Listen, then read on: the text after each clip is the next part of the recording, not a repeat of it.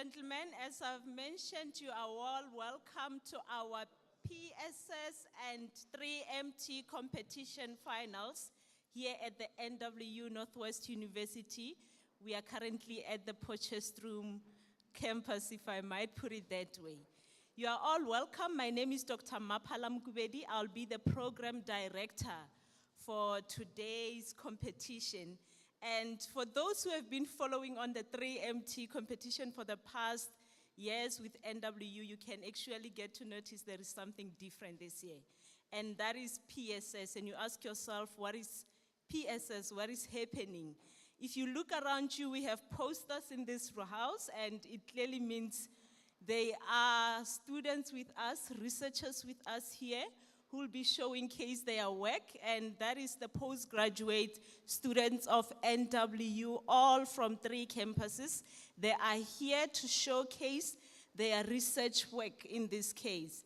So with that mentioned, I'm gonna actually take this opportunity to welcome on stage Dr. Nomasoni Murule, Dr. Murule, to come and do the opening and the welcoming before we can proceed, and then we'll take it from there. Thank you so much.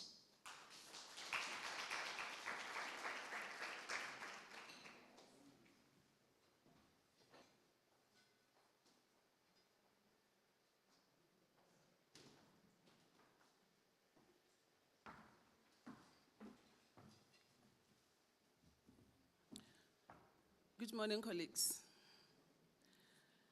Let me start off by saying that I really feel honored that I should be asked to make this welcome, particularly that I'm not directly involved with the research office, but because they have housed us today, they have given me the honor. Thank you so much for that. Let me say from the beginning that this is our first time in the 3-minute thesis competition, and we are delighted and we are grateful that we have been accommodated from CTL, because it has not been common to do so. The reason you see PSS is because for the first time, the research office has accommodated CTL so that we could fund students to come here, postgraduate student poster showcase. So that is what we are doing from CTL.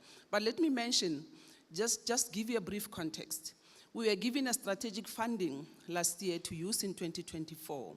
And whilst we have a number of activities, we also prioritize research. And we're prioritizing research because we have noticed that often we administer surveys and we use students only as guinea pigs. You know, we give them surveys, they fill the surveys, but they hardly ever get feedback in terms of how their participation in the surveys has actually changed things for them. So this is why this year we are very happy that at least we have joined in this adventure, and it is a very good one. Let me say that it is inspiring, really, to see so many brilliant minds in the form of students gathered here, each with a shared commitment to discovery, to innovation, and to the pursuit of knowledge. On behalf of the team, including the esteemed members of the research office, I extend a warm welcome to all our participants and to the guests and to faculty members. Today's event is not just an exhibition of research. It is also a celebration of the spirit of inquiry that drives Northwest University forward. Research is the foundation upon which progress is built. It is the key to solving problems, sparking creativity, and ultimately making a difference in our communities and beyond. Let me also mention that this activity aligns perfectly with the Northwest University's annual performance plan, and it aligns as well with the teaching and learning strategy, which emphasize enhancing research output and quality, thereby promoting student success and strengthening community engagement. And to our students in particular, you are the stars of this event. You have embarked on journeys of inquiry, demonstrating not only your academic skills, but also your resilience, curiosity, and dedication. We recognize that research often involves pushing boundaries, sometimes tackling hardships, and sometimes even persisting in the face of uncertainties. These experiences are crucial, and you should appreciate an opportunity that you are given today to do exactly that. Not only to your own development as a researcher, but also to your growth as an individual. And each of you has something unique to contribute. And we are immensely proud of your achievements. Your work here today exemplifies teaching and learning strategic plans and goals of fostering a culture of inquiry and innovation. I would also like to express my sincere gratitude to the faculty mentors and members of Research Office who have supported and guided these young researchers. Your mentorship, your expertise, and encouragement have been instrumental in helping students realize their full potential. Today, we see the results of a community that values collaboration, critical thinking, and academic excellence. It is through your combined efforts that we are able to witness such meaningful contribution to knowledge, directly supporting the university's teaching and learning strategy objective of promoting student success and holistic development. Let us also take a moment to recognize the broader impact of work being presented here today. The posters and the 3-minute thesis presentations, that they represent a wide range of disciplines addressing both local and global challenges, whether it's developing solutions or societal issues, or solving problems, advising technologies, or understanding human behavior, or preserving our natural environment. Your work makes a difference. You are not only adding to the academic body of knowledge, but you are also making contributions that can impact positively in real lives. This aligns with our strategic goals of enhancing research output and quality, as well as strengthening community engagement. To our guests and fellow students, even those of us who are not necessarily competing or participating in the competition, I encourage you to engage deeply with the presentations and discussions today. If not on stage formally, then during tea or during informal conversations, so that you can provide feedback, ask questions, and yourself be inspired by the diversity of ideas and the diversity of ideas on display today. This showcase is a valuable opportunity for all of us to learn from one another, exchange perspectives, and build connections that can lead to even greater possibilities. So this spirit of collaboration and critical thinking is at the heart of the Northwest University teaching and learning strategy. I want to congratulate each and every one of you here today for your hard work and dedication. Today is about celebrating you, your ideas, your research, and your vision for the future. I wish you all the best as you present your posters and as you present your 3-minute thesis. If I were to do this in 5 minutes, I wouldn't even do it, let alone 3 minutes. So this is record-breaking. Good luck on that one. In conclusion, let me say the research is a testament to Northwest University's unwavering dedication to its strategic goals. It does not only highlight our commitment to research or academic excellence and community engagement, but also fosters an environment of collaboration, of innovation, and student development that benefits everyone involved. This alignment ensures that the showcase contributes meaningfully to the university's overarching objectives and strategic vision, ultimately helping all of us to shape the future through knowledge, through discovery, and through impact.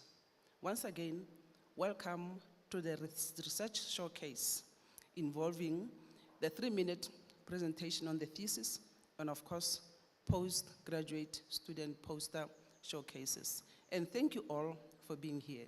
Let us make today a day of inspiration, learning, and community. You're welcome. Thank you.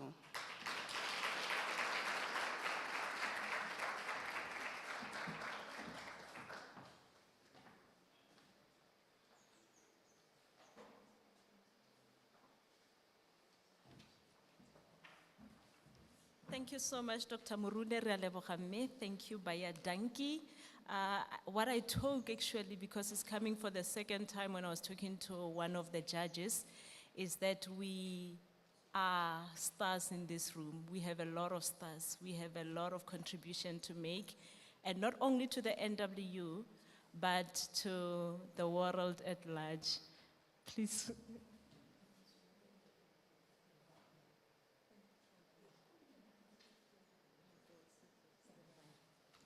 Thank you so much.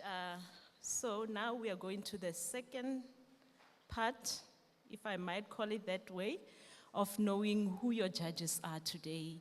And I'm just going to actually, if you look at your program, before we can actually go there, it's not mentioned in the program. I also want to introduce you to what is happening here. Those who just joined us, we have restroom on the other side of the building. So please, you can use the door behind you, or even you can use the door in front. And then you also have a password for the Wi-Fi on your, next to your program. The same, next to your program, yes, there is a small ticket with the Wi-Fi password if you want to access Wi-Fi. And then I will also be introducing the team who will be helping us throughout the day. But before I can proceed with that, allow me to take this opportunity and thank our judges for being here, and also give them a platform to introduce themselves. I don't know if I should start with you, Prof. Uzi, if you want to be the first one to introduce yourself. And then we'll take it from Prof. Uze, and then Dr. Naledi, Dr. Surani, and then we'll go to Dr. Matthews, and then we'll go to Dr. Fayemi, and then we'll go to Dr. Melvin, and then Dr. Shanta, if I'm pronouncing it correctly. So please, let's proceed with that, and then we'll take it, sorry. I think we have another message from the back there, sorry. Okay. Prof. Lewu as well. Thank you so much. Please, you may start, be the first one to actually introduce yourself. Thank you.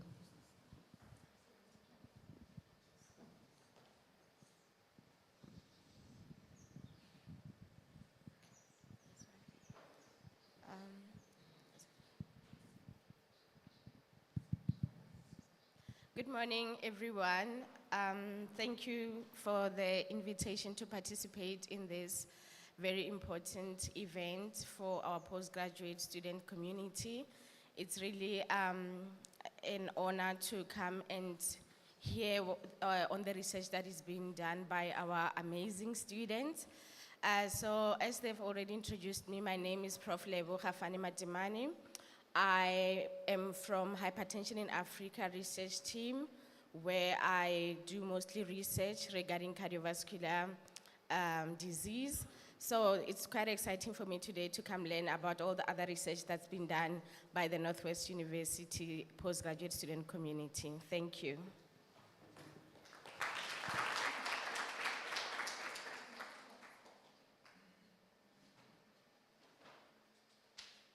Morning, colleagues. Thank you for inviting us to this exciting event. My name is Professor Ozinia Rujidzo, but to make it easy, just call me Prof. Oz. I'm the acting director of the School of Biological Sciences in the Faculty of Natural and Agricultural Sciences, based in Mahikeng. My area of specialization for research is plant biotechnology, where we look at how plants respond to stressful conditions from the environment. So far, I think I've managed to graduate over, 75 master's students and close to 20 PhDs in my career at Northwest University. For this competition, I've been acting as a judge for the 3MT ever since it started. So I think I'm the oldest judge here today in terms of experience. I hope next year I can also hand over to the other judges, but we work together as one team, because I saw our password is saying teamwork. Is it teamwork one? So yeah, we are going to work as a team. So I would like to wish all the students who are participating today in the two competitions all the best. You are all winners. We are going to apply our minds well and it's good that we're isolated from you. So don't hate us, we'll just be doing our work. And we need to encourage you, give you comments as well to make sure that you have good feedback to improve. And for everyone who is attending to today, these two competitions, I wish you all the best. Thank you very much.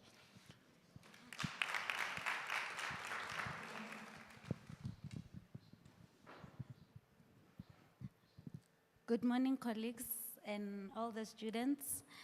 My name is Dr. Naledi Ralea from Chemistry Department in Mafikeng campus. I'm a researcher, and my research focus is plant-based products, nano-cosmetic products, and also nano-fertilizers. And I'm happy that one of my collaborators, Prof. Oz, is here as well, because I work hand in hand with him for the application of nano-fertilizers. So to all the participants, I wish you all the best. And yeah, just do your best. We are here to comment and give you good, good comments and take you further in your research as well. And we are also here to also learn from you. Thank you.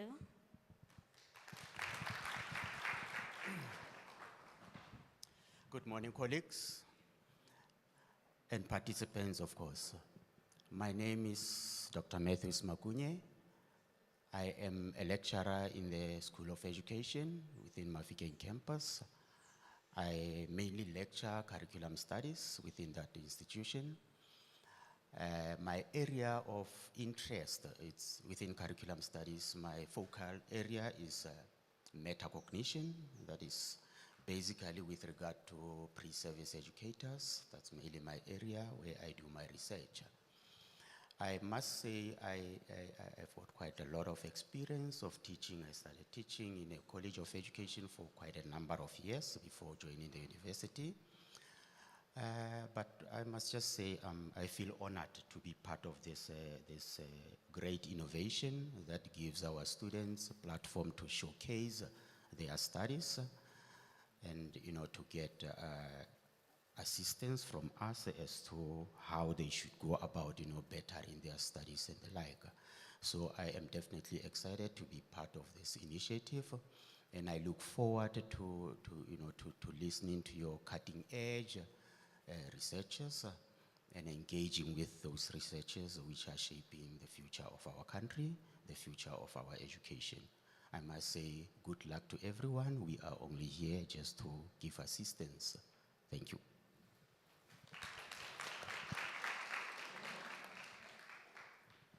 Okay, good morning, everyone. My name is Professor Omolola Esther Fahemi.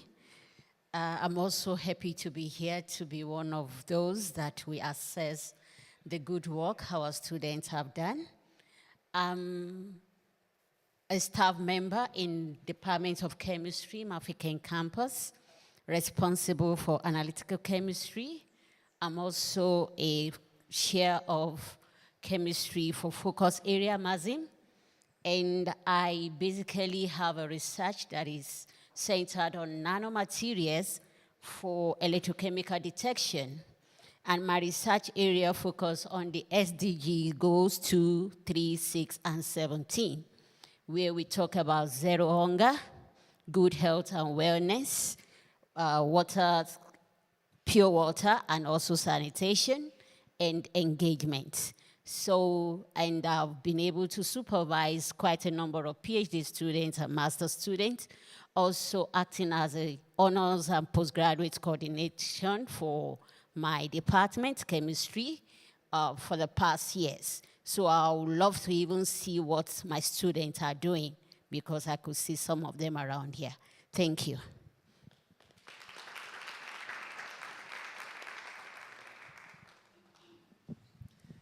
Good morning, all.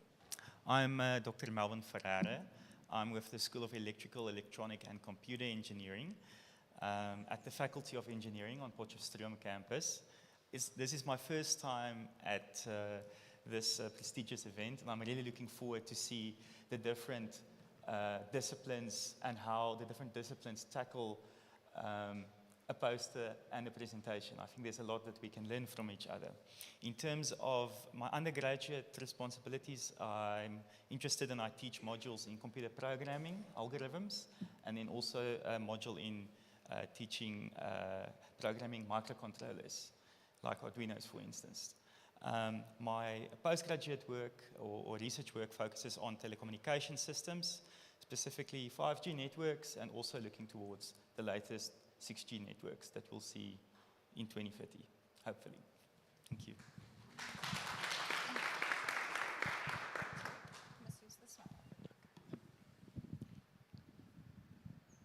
Hello. Good morning, everybody. My name is Dr. Shanta Naidu. I'm in the Faculty of Education. I'm always excited to be here because I always learn so much from the students and from their presentations. It actually gives me an understanding about what is out there and what is being researched. So I'm thrilled and excited to be here today. Where do I come from? Faculty of Education. I'm a sub-area leader for biopsychosocial in the research entity of EduRight. So I'm also busy with lots of projects on inclusion, Bella Bill, parental roles in schools, and this is just, sure, it's just exciting for me to be here. So good luck to everybody and do your best. Thank you.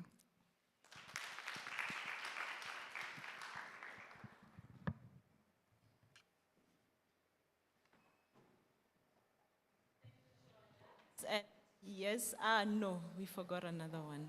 No, sorry.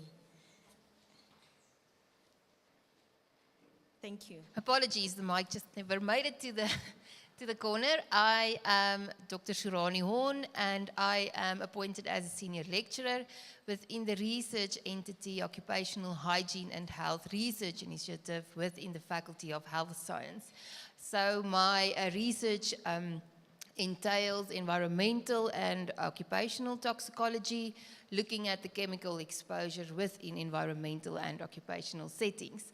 So I'm honored to be here, and I'm looking forward to all the presentations and posters of the students. So good luck to everyone, and thank you for the great event thus far.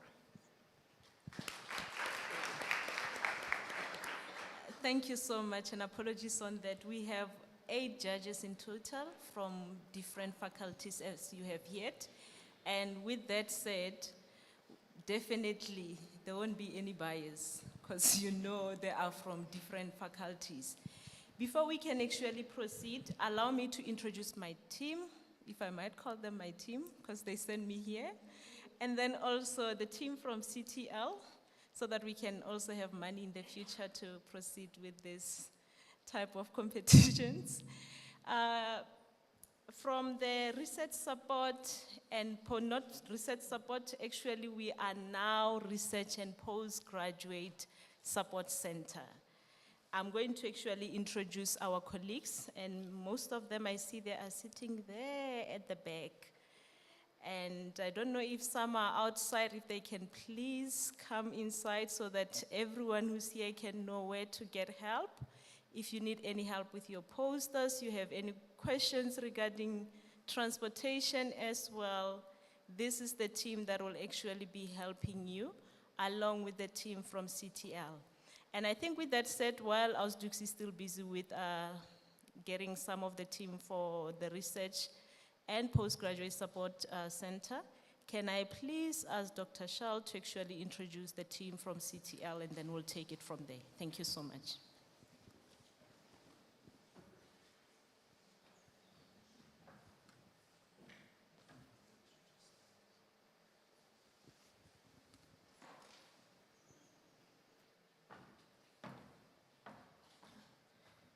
Good morning, everyone. Thank you so much, Dr. Mapala. Colleagues, we have colleagues from all over, staff from CTL, from all 3 campuses that assisted us in arranging with Postgraduate Office the competition today. So I would just like to acknowledge those from the various campuses. From Potchefstroom campus, I don't know if you guys want to stand up. First of all, it's Anna-Marie Pretorius. And then Katiwe Bio, right at the back. representing Potchefstroom campus. From Mafeking campus, we have Kedumetse Lipo. Where are you, Kedu? Kedu? Oh, she's outside. Kedu. And then also Tumi Kofifa. And then, oh, there, she's at the back. And then lastly, unfortunately, she couldn't make it here today. She had other arrangements for today. But from Vaal campus, we have Natalie Vermeulen, who arranged all the Mafeking Agter Vaal arrangements. So that is my team. I feel like, my name is Charles, so every time everybody, just how do you spell it? I say, it's like Charles. So these are my Charlie's angels. So it's me and the angels. Thank you so much.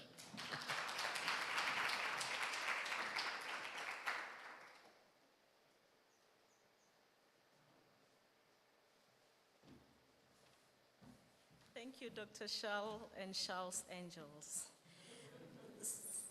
Let me introduce my team. I don't know if I should call you, but I can't call you any Charles Angels. They took a better name. So from our team, the Research and Postgraduate Support Center, we have Meros Khanti at the back, who's our senior manager from Mafeking campus. We have Meduksi Mafolo, the manager for higher degrees student development. We have Medoret Kruker, the manager for higher degrees academic support from Vanderbilt Park campus. We have Mr. Torelo Khatle from Potchefstroom campus, the postgraduate support coordinator. We have Mr. Tipu Ntobele from Vanderbilt Park campus, the postgraduate support coordinator. We have Mr. Tumelo Tlolebe from no, you are relocated to Mafeking campus. Yes, from Mafeking campus, our postgraduate support assistant. We have Ms. Wipi Lokwati from Mafeking campus, our intern for the senior manager's office. We have Ms. Loveness Tolwani from Vanderbilt Park campus at the back, who's working with the higher degrees academic support, and then myself, Dr. Mapala Mukubeli, the postgraduate support coordinator from Mafeking campus as well. Thank you. Ladies and gentlemen, let's proceed now, going straight to the business. I think we know who's who at the back. If you can check that last table, if you need any help, the first table as well, we have the red, the middle table, we have the CTL team. At the back as well, we have CTL and Research and Postgraduate Support Center team there as well, helping you with the registrations. If you need any help, please reach out to them. So what's going to happen right now, we are going straight into the postgraduate students showcase competition. And allow me to actually give a short description of what the judges do. You actually have a clipboard with the sheet for the judging of each student who has a poster here. Our first category is on the honors and master student. We only have one honors student and 16 masters students who entered for this competition. But again, there will still be judging in place. It doesn't mean only because we have one honor student, it's a go. There is still a need to judge the quality of the poster and the work presented there.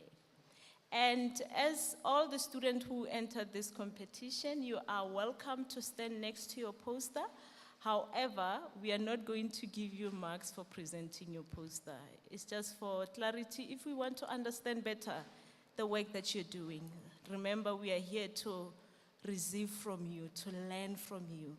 I think for myself already, I've seen where my future is going. I've heard 2 judges already talking about plant biotechnology and fertilizers, and I was like, that's where I can go for collaboration. So don't shy away from presenting your work. Mention it out there, stand next to your poster. If it looks like you're breaking, brag about it, it's your work, and we want to learn from it. So with that said, our judges, you have a clipboard with the sheet of the number of the posters that you will be judging, and then each sheet you have the poster number. And then as we are starting from now until, I don't know if I should ask at the back if there is any changes regarding time.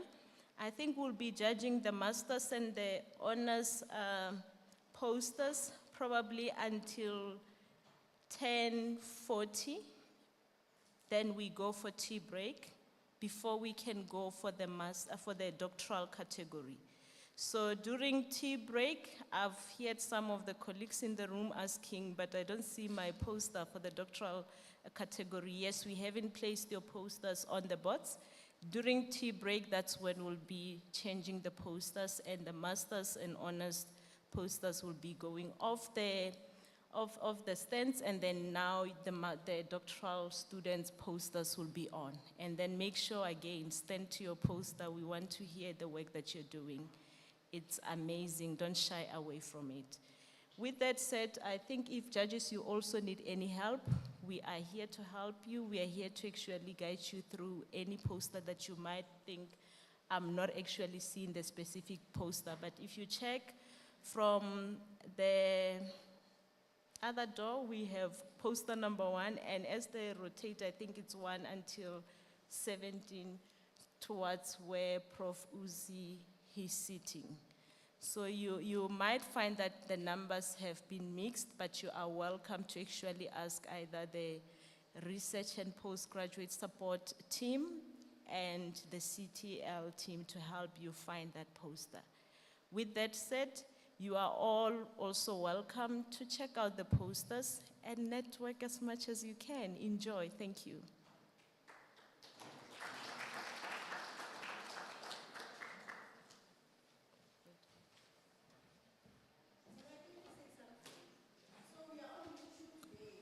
So if you want to present your poster, we'll give you a roving mic so that you can present to the YouTube team, the people that are viewing from home. If you don't have the link, do we have the QR code? Yes, we will just, there's a QR code. Share it with your friends, share it with everybody so that they can see what work you're doing. So if you raise your hand, we'll bring the mic, and then you can present your poster to the judges. But remember, you're not getting points for that. You're just showing off. Why not?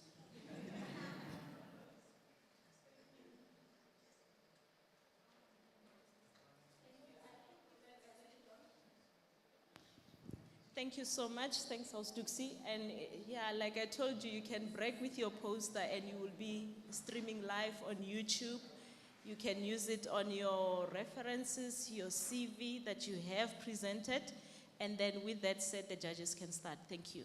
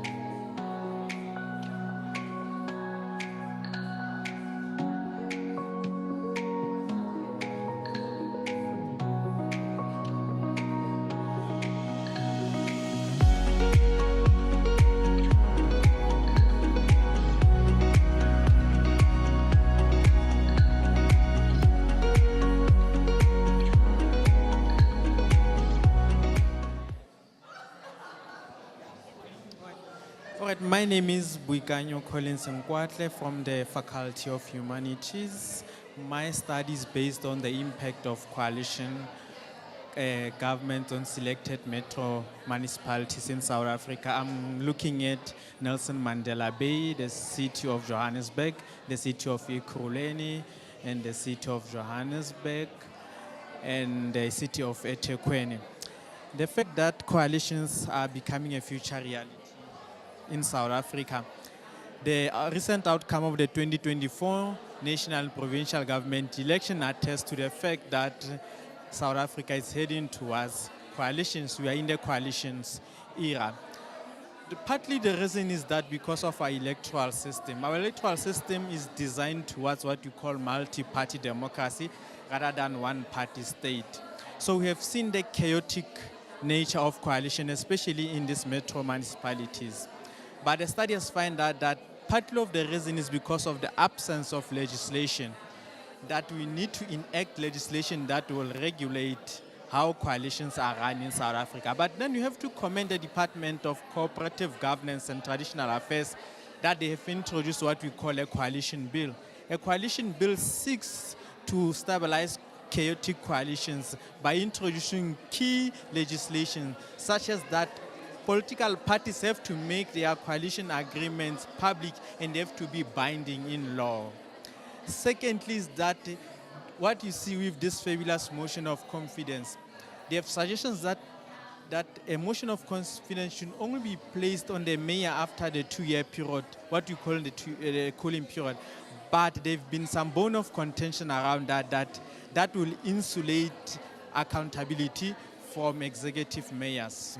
Thank you so much and welcome to our presentation, to our competition. Thank you so much.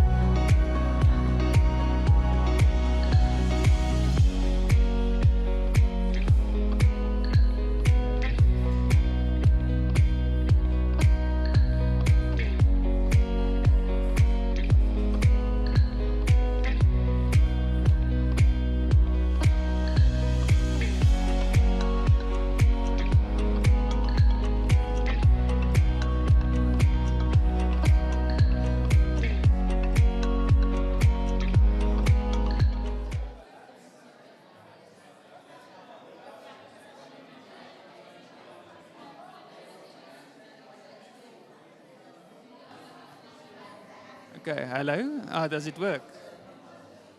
Okay, my name is Andrew, and we developed a serious game for grade 9 learners to help them with mathematics. So over here is the poster, and currently we see that about 40% of students currently fail matric mathematics at Wrightem. So that means that they get less than 30% for mathematics. Also, it's clear that about 1.6 times more students take literacy compared to normal mathematics. So we hoped with our serious game that we could maybe improve those statistics. And the core research questions are if the game actually motivates students to play it, if it actually helps with mathematics, and also there's a bit of AI involved.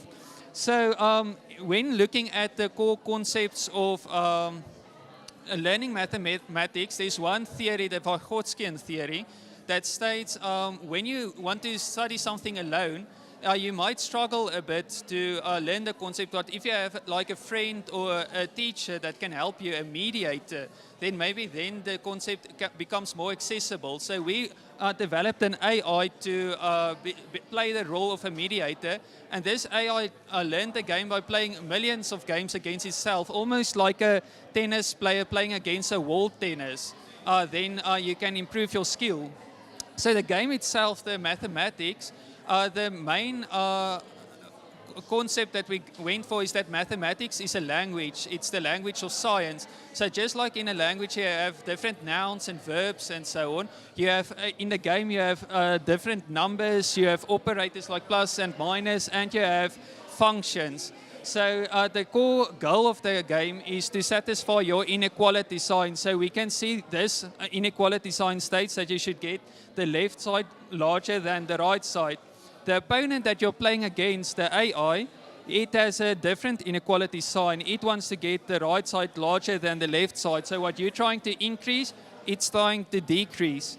And if we see like we want to play a times -5, we can then change the board over there.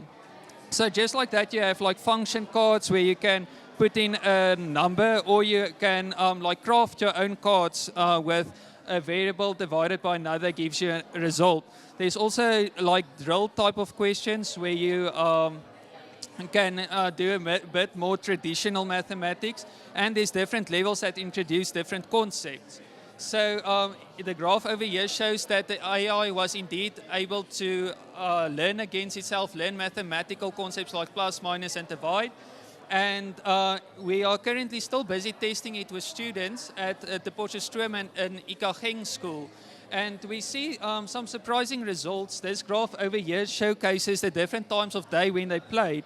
So over here is around 8 o'clock in the morning, and here is after 4. And we saw that around 11 o'clock, that's when the most students play. And 11 o'clock is, of course, when it's school break. So we currently theorize a bit that peer pressure has a large influence on students and how they feel about doing things. So in the future, maybe we would make the game that your opponent can be your friend, and you can play against your friend and discover more mathematical concepts and encourage each other. But yeah, thank you for the opportunity to present the poster and so on. Yeah. Okay. Any question?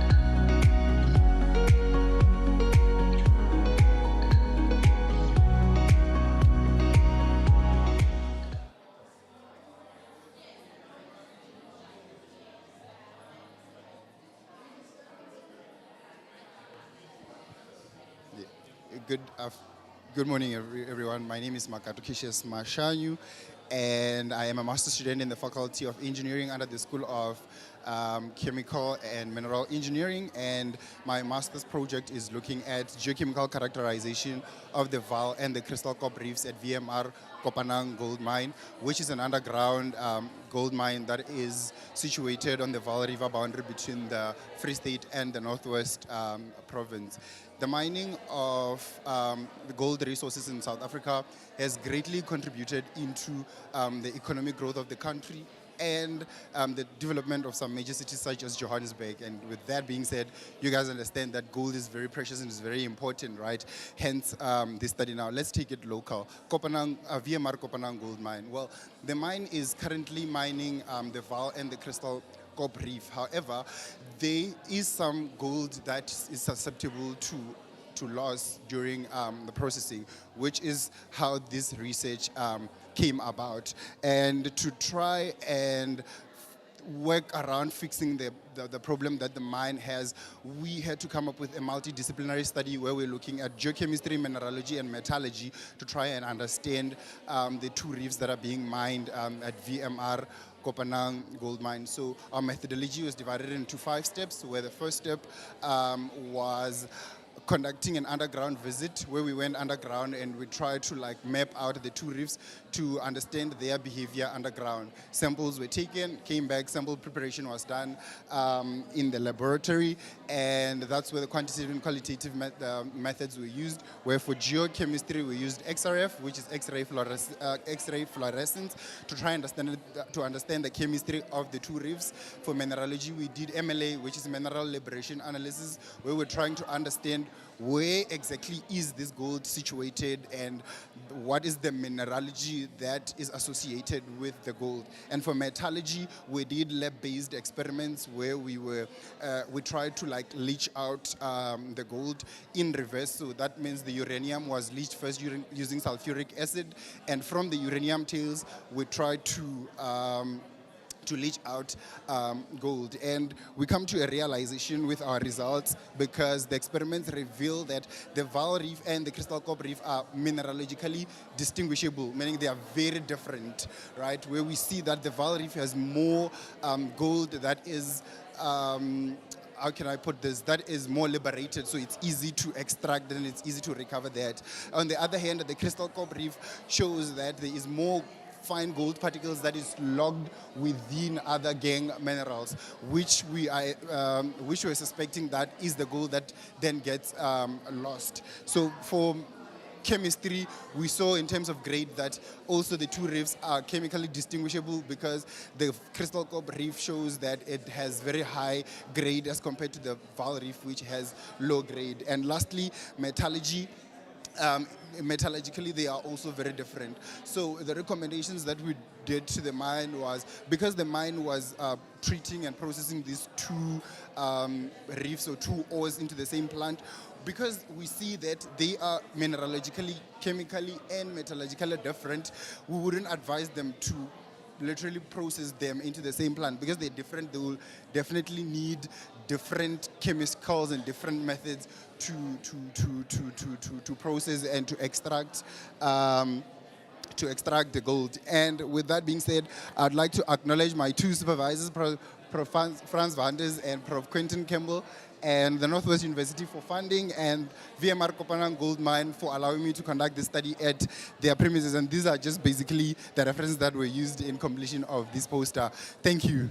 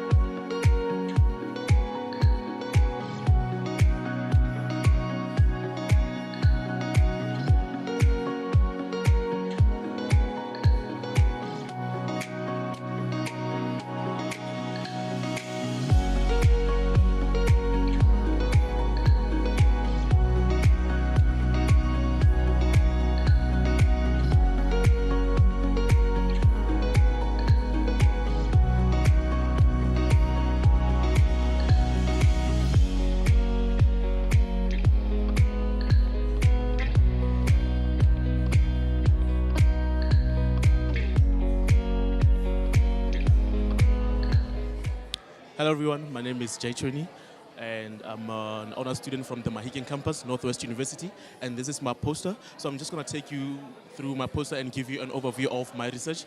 This is an ongoing study, so I'm just going to give you the idea behind it and what I'm aiming to achieve.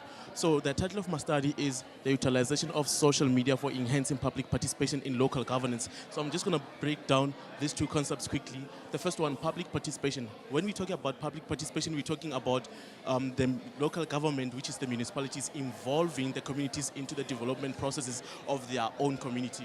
So when we're talking about local governance, we're talking about the municipalities. So what my study is actually trying to achieve is that we're looking into, when we're looking at South Africa nowadays, most municipalities are using face-to-face methods of public participation in a way that the municipalities are still having meetings known as imbizus to actually engage with the communities and try to involve them into the planning process, development planning process. So my study is trying to look into how social media, given that South Africa is politically divided, and these face-to-face methods of public participation can be affected by political bias and exclusion. So my study is trying to look into how social media can be utilized to actually provide a platform for the community to participate into local government processes. So as we can see, my study, I chose Facebook because Facebook is one of the most used platform in South Africa. So one of the key findings of my study is that,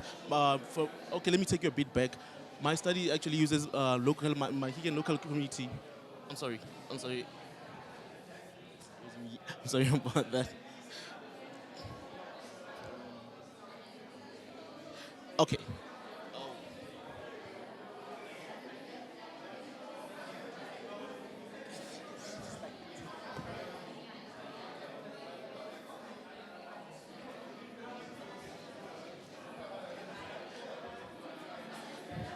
All right, so sorry about that.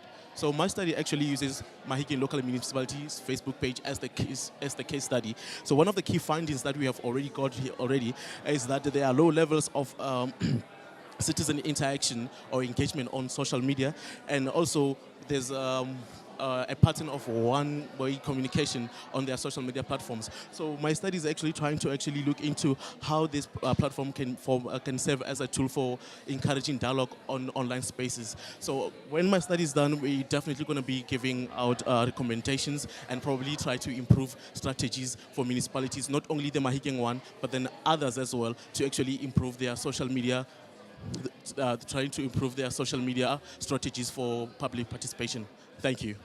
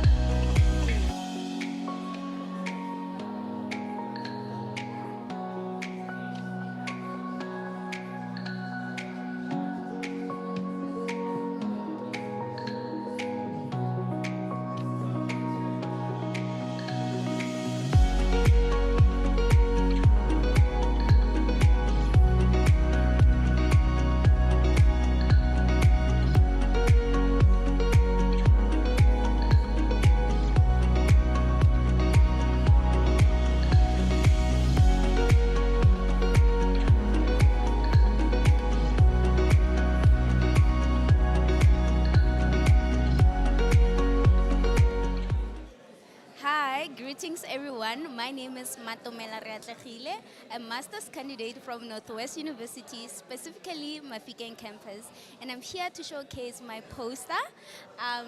It is about investigating the impact of students running small businesses to alleviate poverty while pursuing their studies. Now, this study is about having to receive the perspective of students on how do they balance their studies in terms of running a business and as well as studying as well. Because now remember, you cannot run a business if there's no profit. The question is, where does that profit go? Profit goes in terms of covering those gaps of the inflation, education cost. When I speak of inflation, I'm speaking about groceries expensive, you know? And when I speak about education cost, I'm referring to tuition fees as well.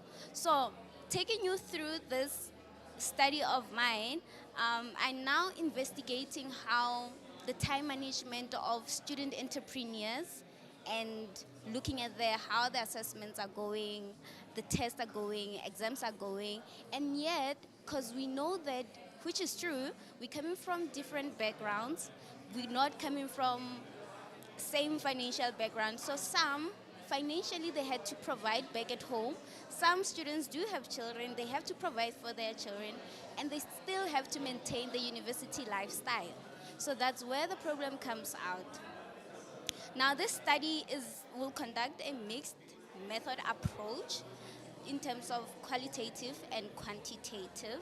And the importance of the study, it will highlight how it is of importance that the institution consider the policies and make certain laws lenient to allow certain students and certain business to take place on campus. So that is a wrap because I can take all day speaking about this study.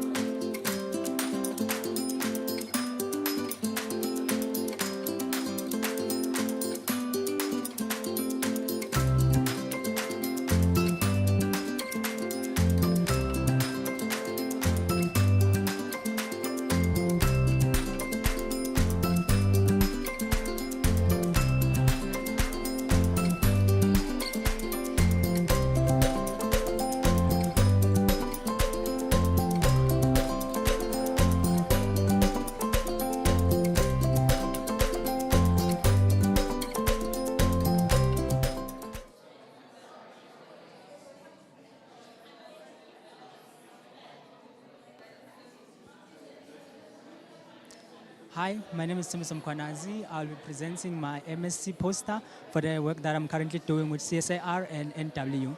So currently we know that we are living in a landscape of natural language processing, and one thing that is currently happening now is large language models. And we know that in order for us to be able to train these large language models, we need like a lot of data. And to get this lot of data is quite difficult, especially in an African context.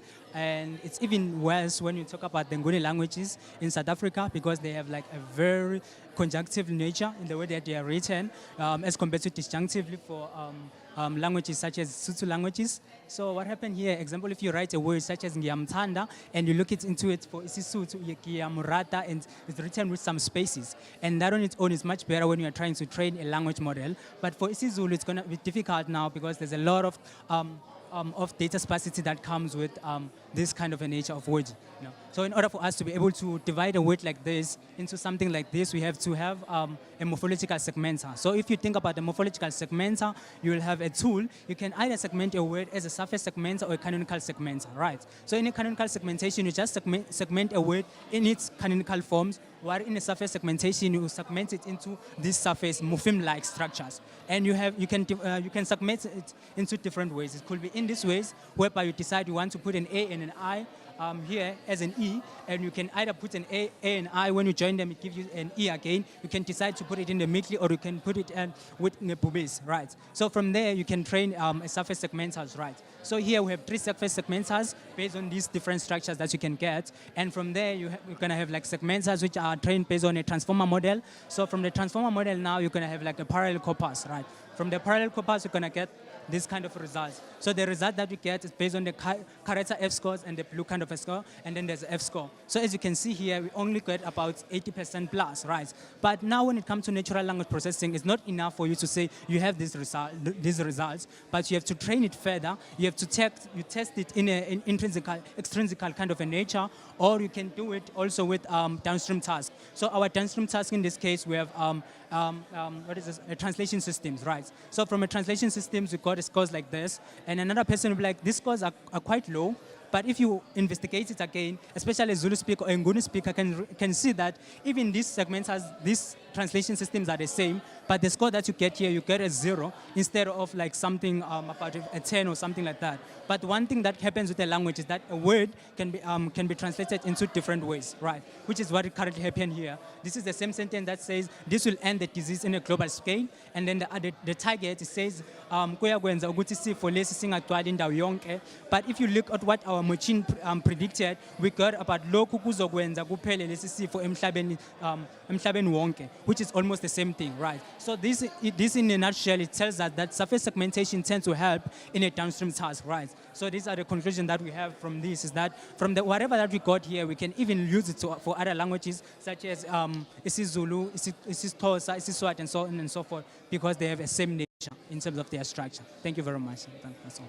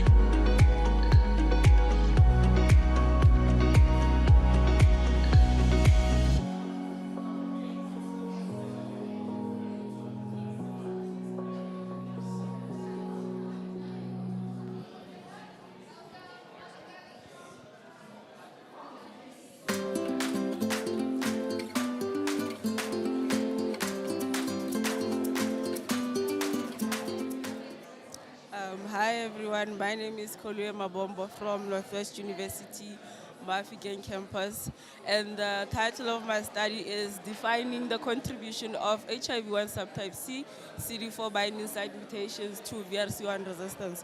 So our study focuses on the HIV-1 subtype C, which is more resistant to the VRC01 broadly neutralizing antibody.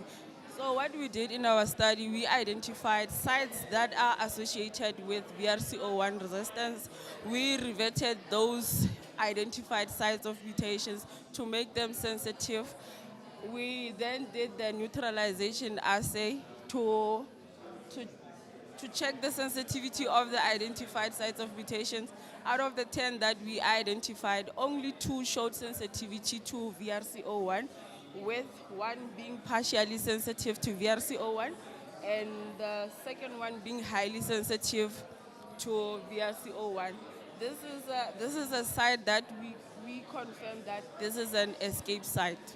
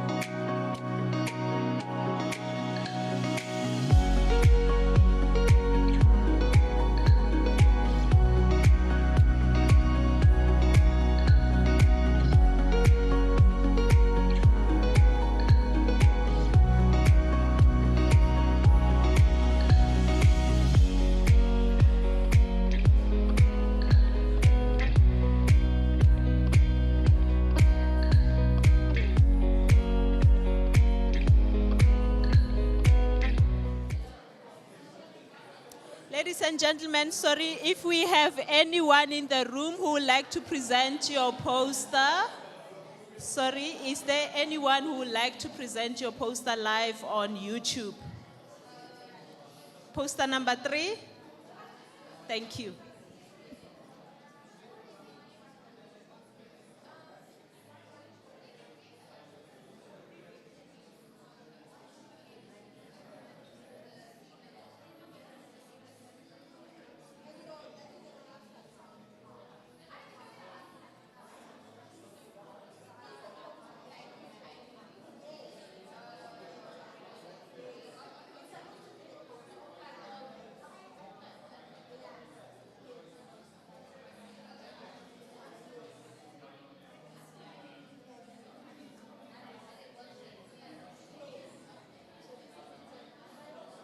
Which angle works better?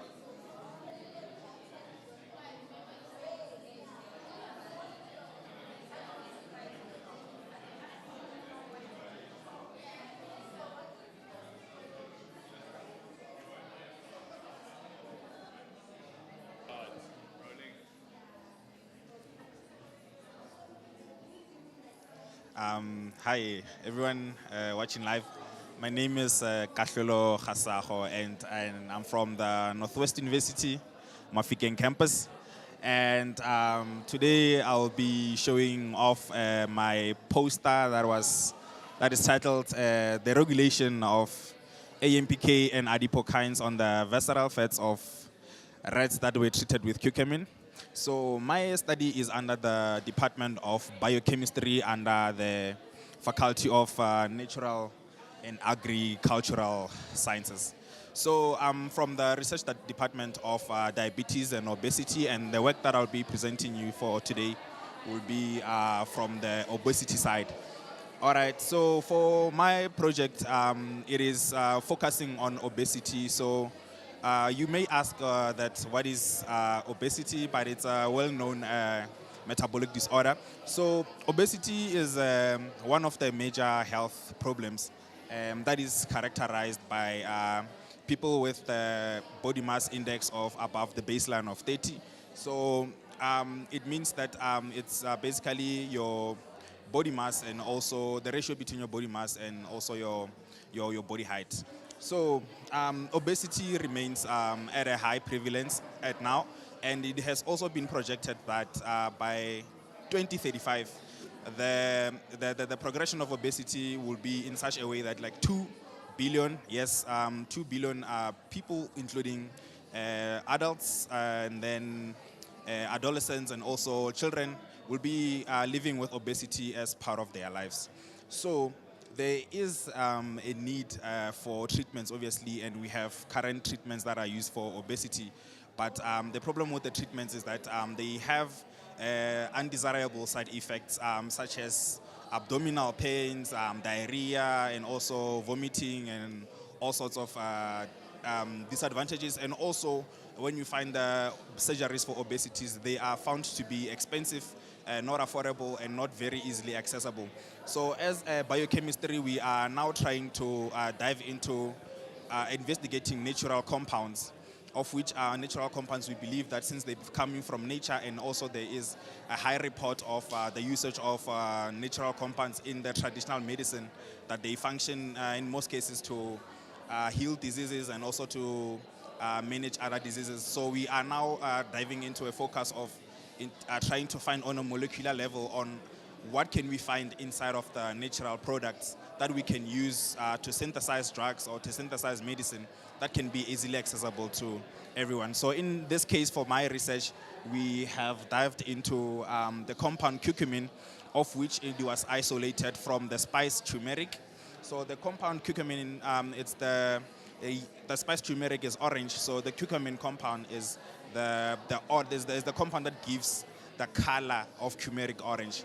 So we have investigated the effect of the curcumin when it comes to the rats that were made to be obese in such a way we wanted to see on a molecular level what can curcumin do. Can it really interact with the genes that are involved in the development of obesity? Can it really decrease the activity of those genes, or can it increase the activity of the genes that are supposed to be functioning properly in the absence of obesity?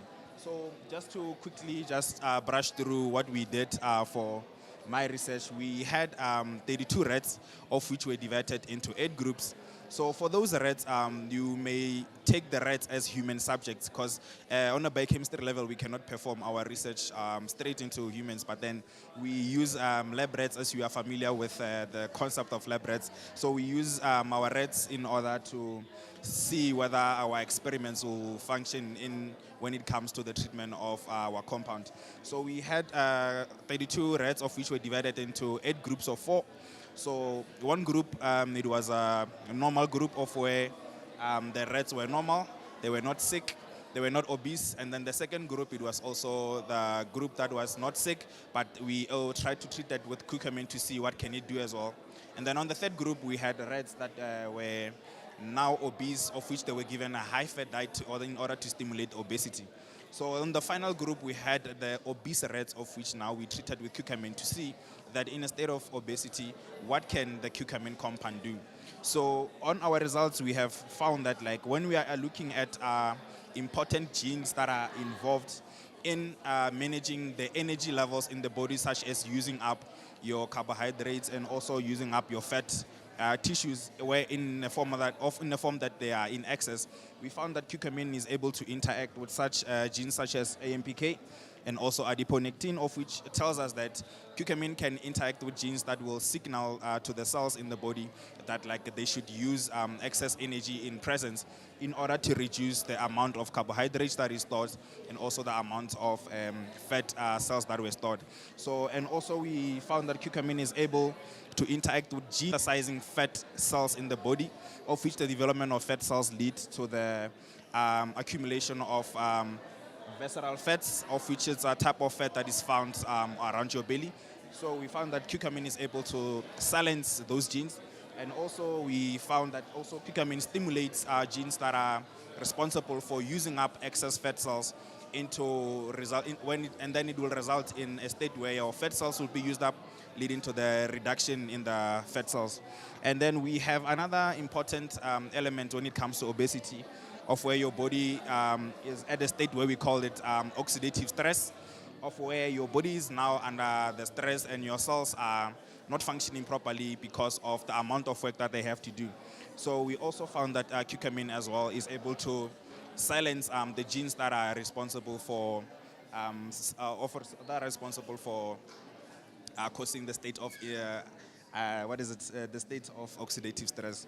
So with the research on a gene expression level, it really demonstrates that natural compounds really have an effect when it comes to the treatment of various metabolic disorders such as obesity, and there's a need to dive into the science behind natural products in order to find compounds that we can use them in the state of disorders, that we can treat these disorders without causing any side effects that are not desirable. So yes, I'd like to thank the Northwest University for this wonderful opportunity, and it's been a great time, and it's been nice presenting my work as well. So thank you so much for this time. All right.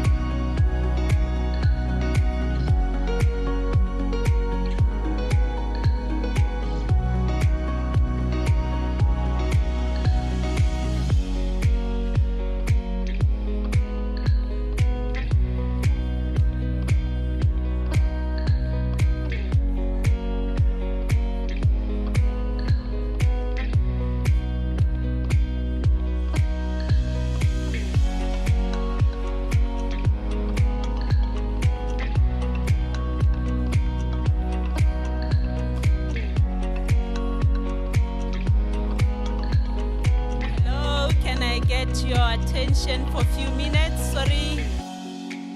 Can we take 10 minutes break, and then from there we'll be continuing with the PhD category for posters. 10 minutes break from now until 20 past 11.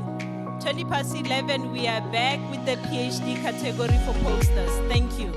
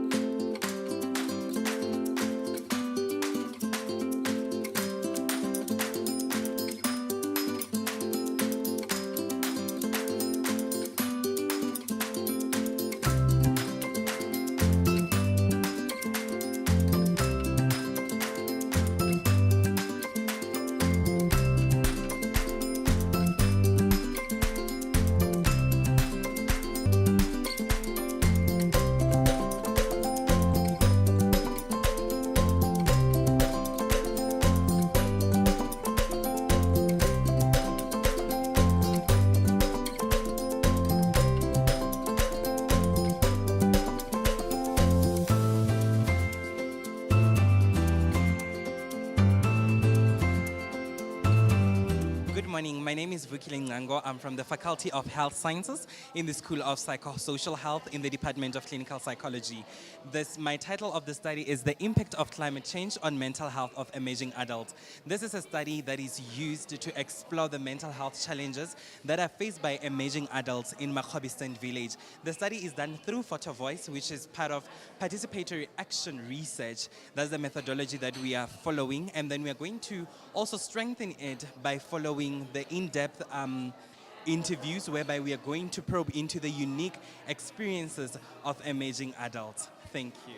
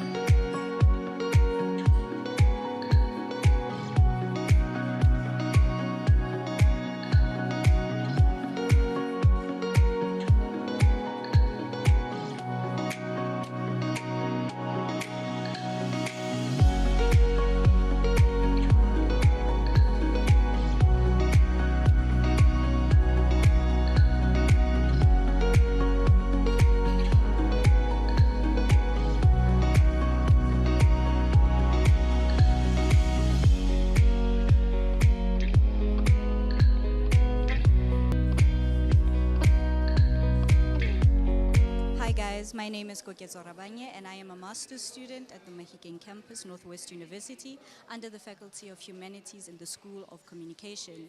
And my study is based on my master's thesis titled An Analysis of the Representation of Women in Selected South African Television Advertisements. So my study focuses on how women are portrayed in different television advertisements that are portrayed on an everyday basis. And this ultimately affects how we view women and the roles they play within the society and how they shape gender stereotypes and gender norms towards the society as a whole. Thank you.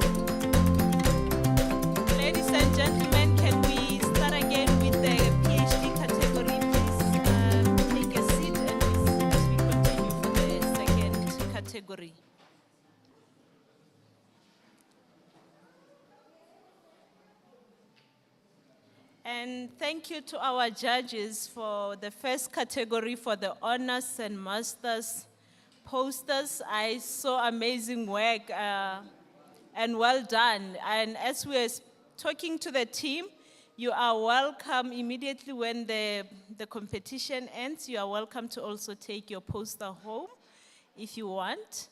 And then now we are about to go for the second category for the PhD. The judges, you are going to use the same method of judging each poster as we have done with the masters and the honors posters. And with that said, you are also welcome to stand next to your posters to actually present your poster. And as we're doing with the masters and honors posters, you are also welcome to go live on YouTube and present your own poster. Your name, your surname, the faculty that you're from, including the title of your work, what is it that you're expecting out of your research study, and yeah, also you can include what is it that you have discovered so far. It doesn't have to be a lot of things, but if you want to add more information, you are welcome to do that. With that said, we'll be preparing for the second part of the competition, which is the 3MT. So for now, please, we are going for the PhD doctoral category, and 12 o'clock, we are back here for the 3MT competition.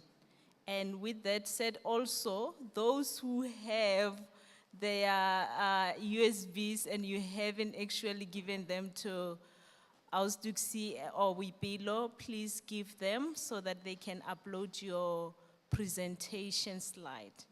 Thank you. We may proceed, judges. You can continue with judging the PhD posters. Thank you.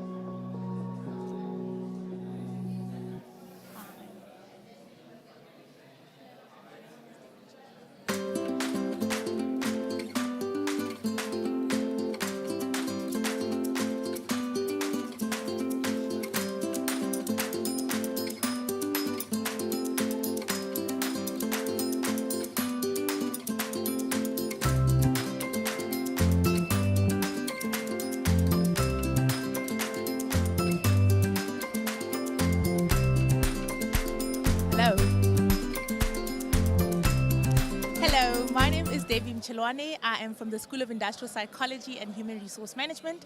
I am one of the 3-minute thesis competition, and I look forward to presenting my research.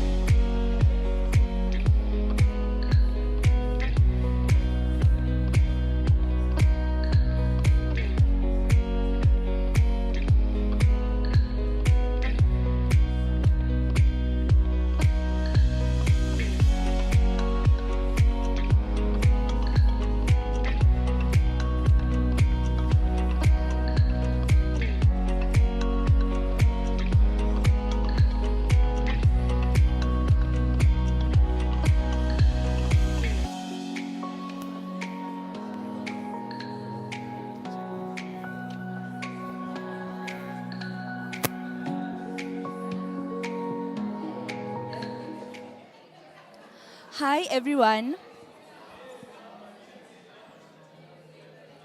Hi everyone, my name is Tenola Masilo and I am from the Faculty of Natural and Environmental Sciences. I represent the Water Research Group. I am part of the Master's 3-minute thesis finalist and I look forward to presenting my project on fish parasites.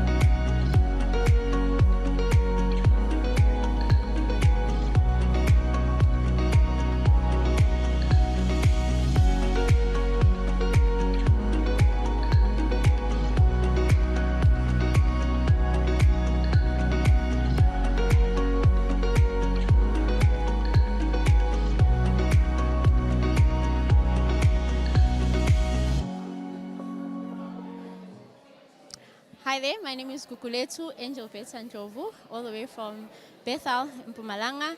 I'm here attending the 3MT competition, representing the Faculty of Theology. My topic for my research is the experiences of African Christians when coming to premarital counseling. And it's just all about looking at how premarital counseling could be a solution for the marital crisis that our country is currently facing. So yeah, that's pretty much all about my project. I'm looking forward to the competition. Very nervous, of course, but hoping for all the best.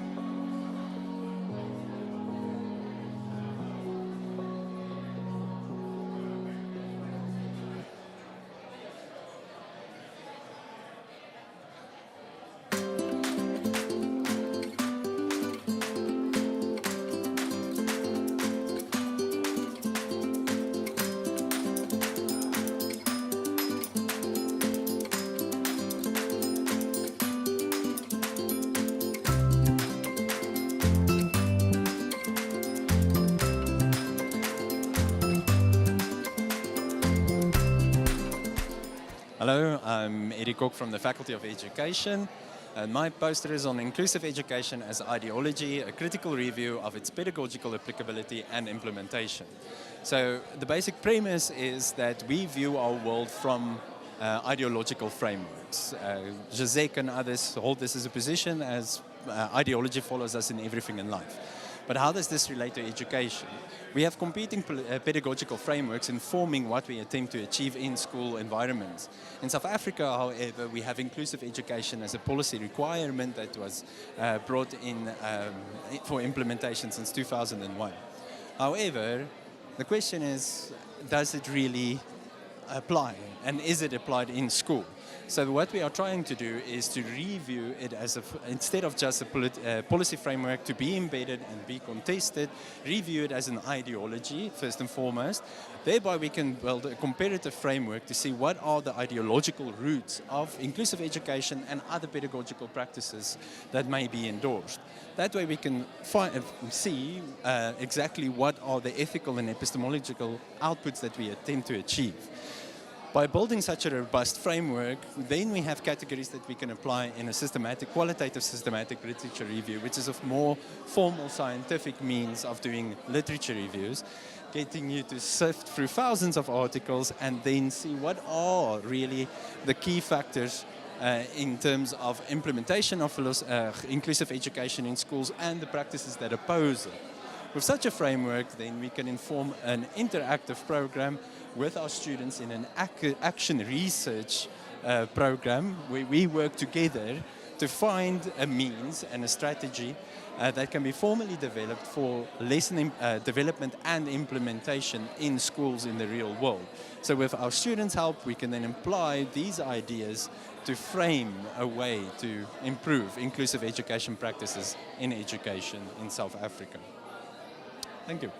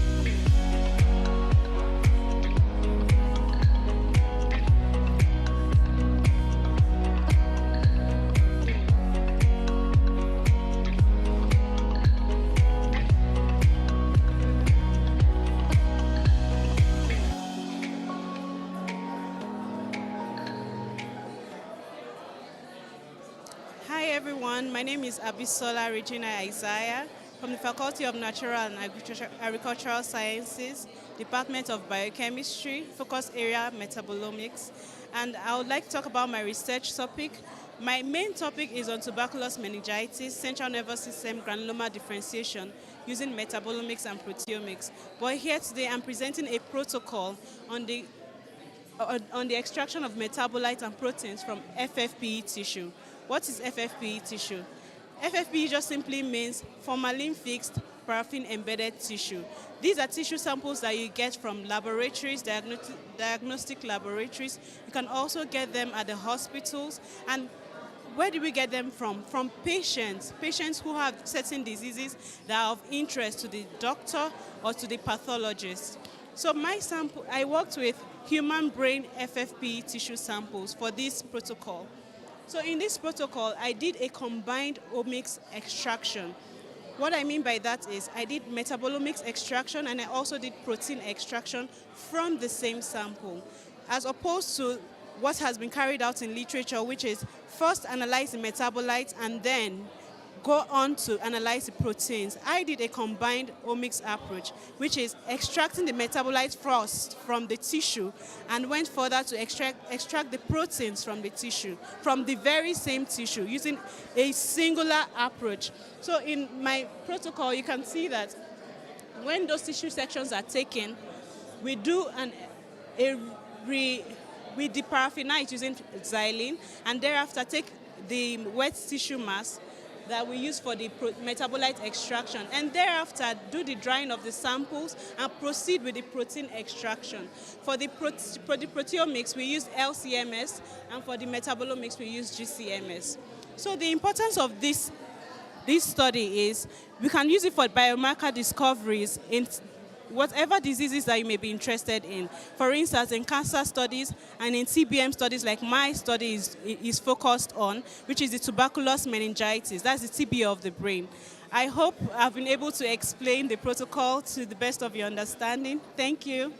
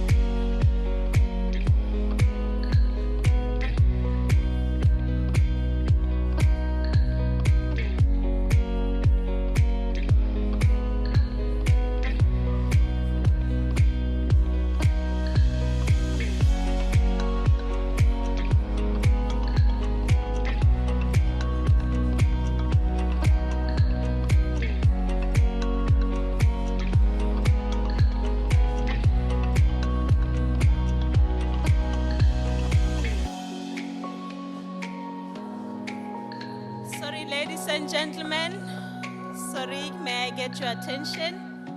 It's actually 12 o'clock, if not mistaken, 1 minute to 12.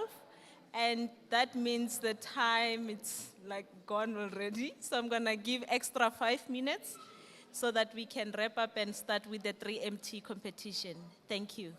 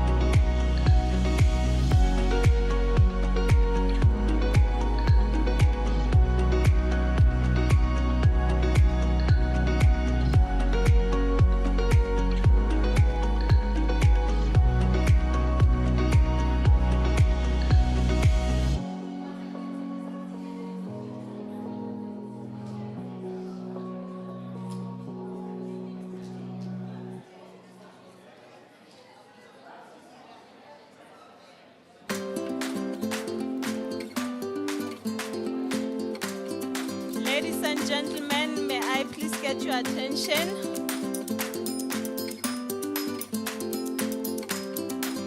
We are now going for the second category of the competition, which is the 3MT thesis competition. May I please get your attention, and thank you to the judges for the PhD category and all the PhD students who have entered for this competition. We are now about to proceed with the 3MT thesis competition. I don't know, am I feeling the heat already? But yeah, I'm feeling the heat. I might just say, yeah, I am. So with this one, I'm going to actually give a short description of what is 3MT, and then from there on, we'll go to Dr. Johan Silva to come and give us a bit of motivation for the students before they can proceed. And then we go to Meduxi for the instructions for the judges and the students before we can proceed. The 3MT competition was developed by the University of Queensland to cultivate student academic presentations and research communication skills. It is an annual competition held worldwide, open to masters and PhD students to support their capacity to effectively explain their thesis in 3 minutes using the language appropriate to a non-specialist audience. In South Africa, University of Free State was the first university to bring the 3MT thesis competition in Africa. Actually, it's the hosting institution. And then I think with that said, I'll also get to explain who's eligible to actually enter. You need to be an active PhD and master student, meaning you are registered. And this includes candidates whose thesis is under submission. So no graduates are allowed to enter. And I think before I forget, we have, I think it's under master's category, 2 students, Musinyeri Masero and Salvin Elvis Marie. If you are here, please go at the back to give Ausduxi and the team your presentation before we can proceed, because I think they are missing your slides. And then the rules, you need to present within 3 minutes, and judges will be given extra 1 minute to do the judging and compile everything. And there's no singing, no dancing, if I might put it that way, no poem, no rapping. You're not going to start rapping a song here. And we are not going to be seeing slides moving, 1 slide, static, no movement. And I'm glad I'm not saying this alone and there's no Dr. J in the house. I believe Dr. J gave you all the instructions during training, so you are aware of what is actually expected from you. And yes, all the best. I'm actually feeling the heat already on your behalf, but I know you got this. And I wish you all the best. We are very proud of you. We are rooting for you. You're taking this university to another level, competing with the globe out there. And with that said, Dr. J, please come on stage to give us, not us, but the students who have entered, a motivation before we proceed. Thank you. Good morning, everyone, ladies and gents, profs and doctors, staff and participants. It's a big honor for me to be here one more time. It has been a big honor to be able to coach the participants in this process. It is beautiful to see the development of the students, of the participants.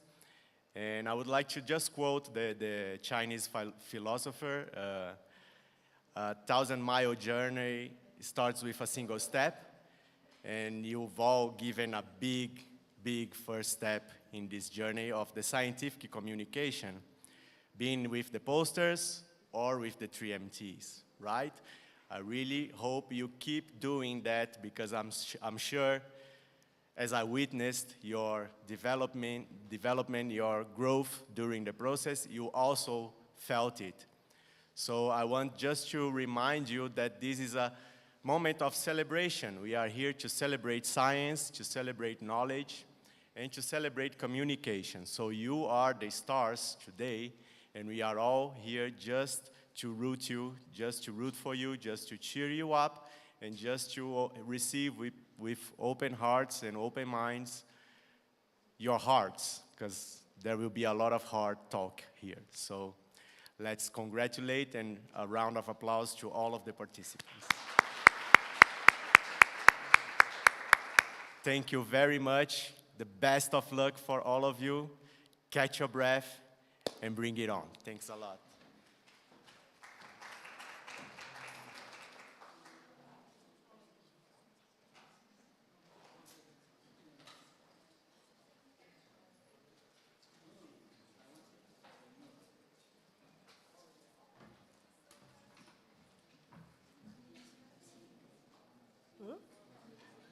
Okay. Hello, everyone. As I have been introduced, I'm Duxima Folo. So 3MT is our baby in higher degree student development, close to our heart, just like VYT, which is visualize your thesis.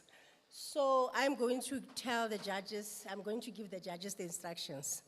So last night, very late at night, I sent them spreadsheets. So our participants will come here. The first category is your masters.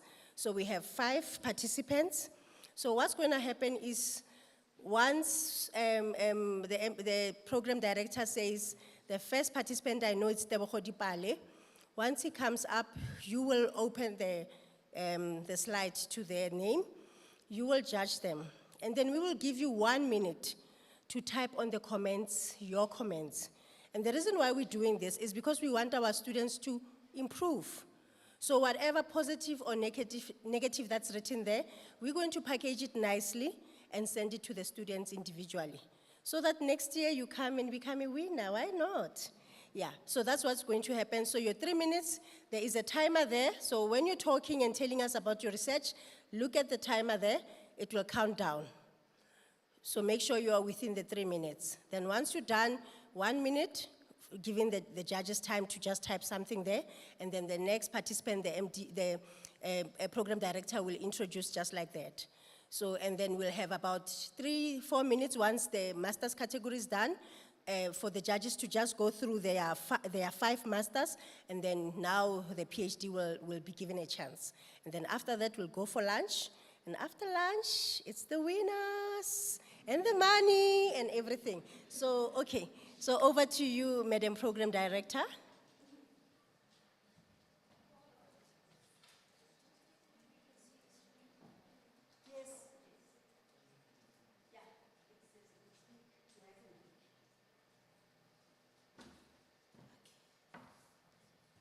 Thank you so much. I think now we are going to go for the master's category. And with that said, I think there need to be some changes on the stage. Tshwarelo, if you may, please help with that. For our first master's student, under the master's category, we have, okay, should I move? Okay. Thank you.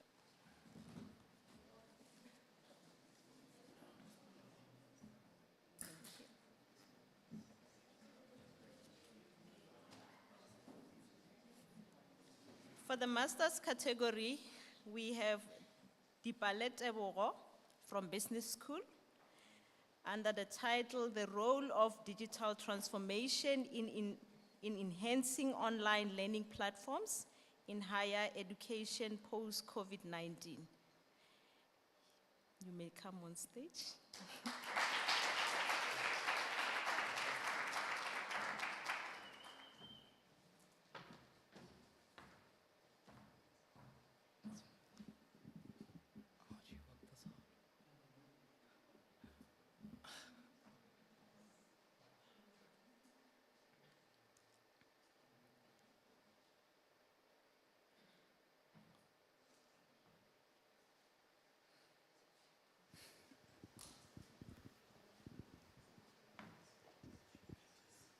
Testing, 1, 2.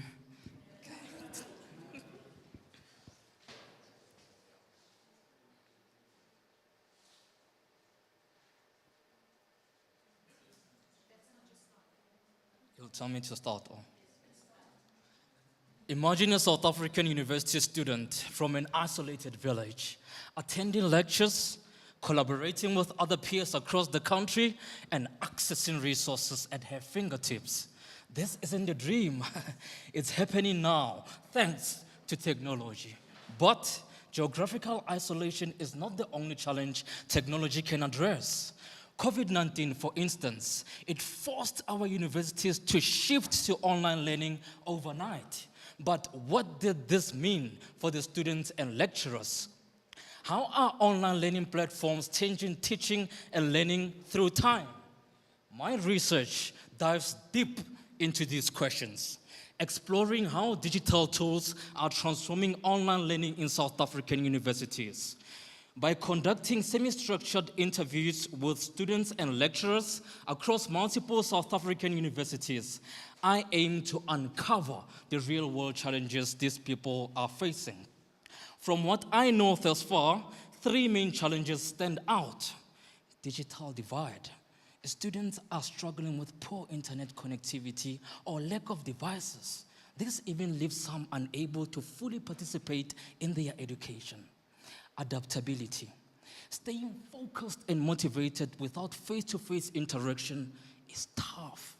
Students often learn better together, which can be hard to achieve online. Adaptation. Lecturers are constantly changing their teaching methods without enough support. Many even find technology challenging. So, to address these challenges, I aim to explore practical solutions, boosting digital infrastructure and getting devices to students who need them. But this might involve a teamwork between universities, the government, and businesses. The second one is creating engaging online classes that keep students interested. This might involve lecturers teaching with Kahoot and IT experts creating automated academic WhatsApp AI bots. Then lastly, you have setting up training for lecturers on effective online learning. With the insights from my research, I can help every South African university student reach their full potential. So the takeaway message is, by addressing digital challenges, I can make online learning work for all South African university students. Thank you.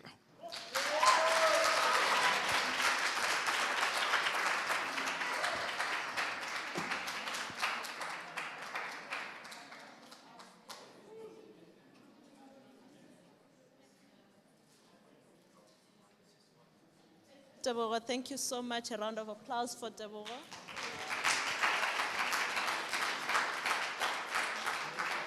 And yes, he was within the 3 minutes. He didn't present beyond the 3 minutes. I think there was 16 seconds remaining. I think so, yes. Our next speaker is LM Dean Nabella, and from the Faculty of Education, improving teacher capacity for supporting learners with barriers. Thank you so much. Over to you.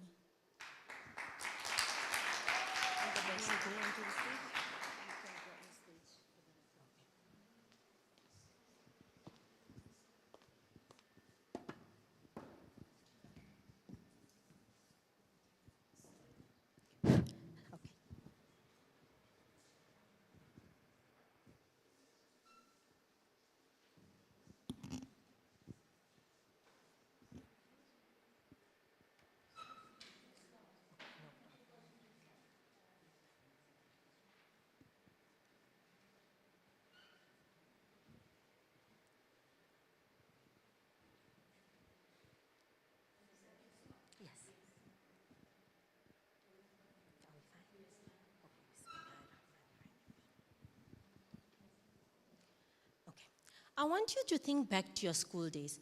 Picture your classroom and the faces of your classmates. Now focus on that one child who always seemed to struggle to keep up. Have you ever wondered why they struggled? Often it's not because they couldn't learn, but because barriers stood in their way. Now imagine a classroom where every child, regardless of the barriers they face, can reach their full potential. This is the promise of inclusive education in South Africa. Yet, for so many children, it remains a dream. Did you know that in an average classroom, approximately 15 to 20% of children face barriers to learning? These can include physical and learning impairments, emotional and behavioral issues, language differences, and even socio-economic challenges. Given these barriers, teachers play a significant role in identifying and supporting these learners. However, most teachers feel unprepared to teach in inclusive classrooms. Imagine the brightest mind in the classroom struggling to keep up, not because they can't learn, but because we as teachers haven't learned how to teach them. That's where my study comes in. Using a participatory action learning and action research approach, I work closely together with a group of teachers to help improve their capacity to support learners with barriers to learning. The findings of my study raised awareness of the skills gap among qualified teachers and emphasized the importance of professional development. Through collaboration, we identified a wide range of strategies that all teachers can use to adapt their teaching methods and to better support these learners. Additionally, my study also highlighted the need for parental involvement as well as the need for teacher support from the Department of Education to bridge the gap between the theory and the practice of inclusive education. As we reflect on these findings, it becomes clear inclusive education is not just a policy, it is a promise that every single child, regardless of their abilities, will have the opportunity to learn, to grow, and to succeed. But to make this a reality, we must empower our teachers. If our teachers are equipped with the essential knowledge, skills, and resources, they can transform our classrooms into spaces where no learner is left behind. This transformation requires action now because the future of inclusive education and the future of every single child depends on it. Thank you very much.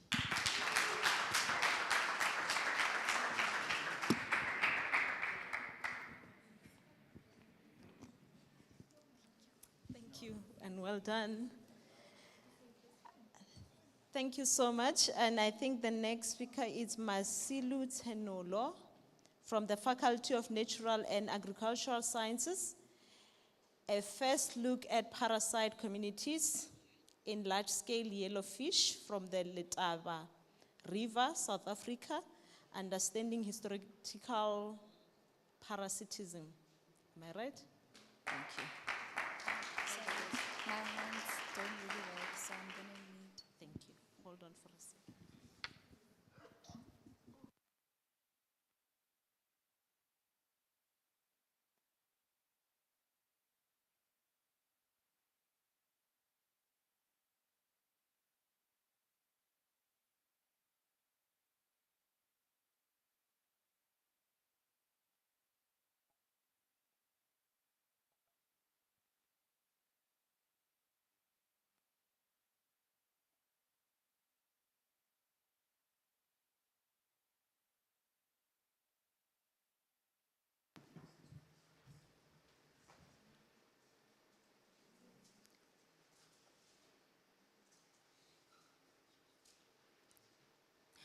Parasites are like that one friend who comes to visit you and ends up overstaying, who just eats, creates a mess, and you just have to keep up with them because they depend on you for their survival.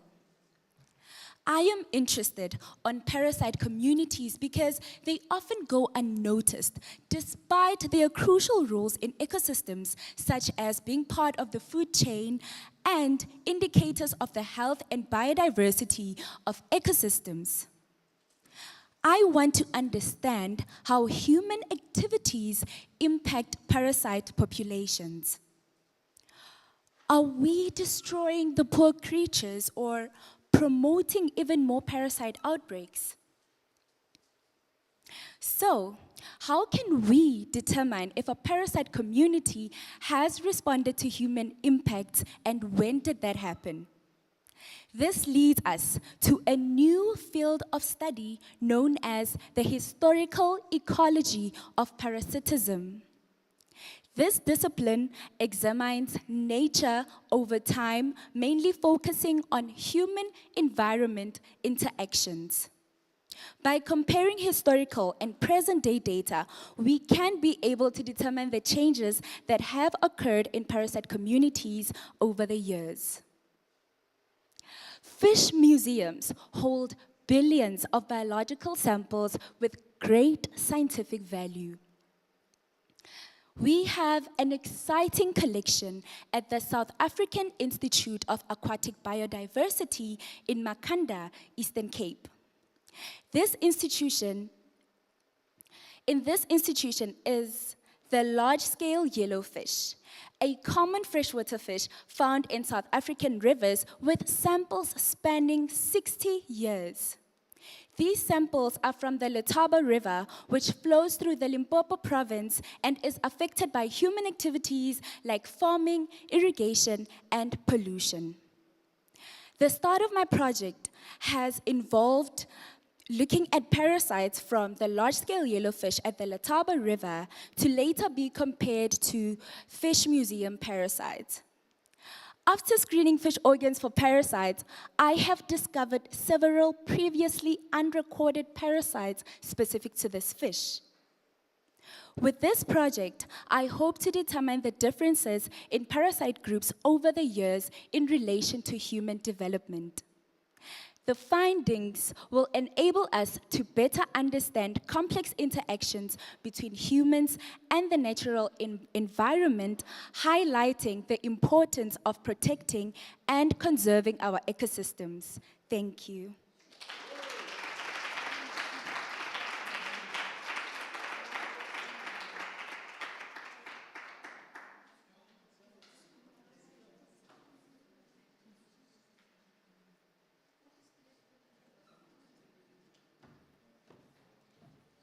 Thank you so much, Sanolo. And the next speaker is Monsignori Masero. I don't know if Monsignori, you are here. Okay, I think we'll go to Salvain Ellis Murray. Not here as well. With that said, now we can go to the doctoral category. Judges, can we proceed to the next category? If you are ready, then just 1 minute.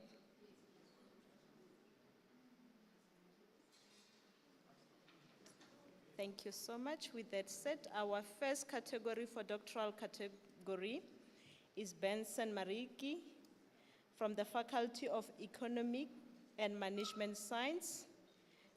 The topic of her research is emotional well-being support for adolescents experiencing dyslexia in South Africa. Am I saying it right? Yeah.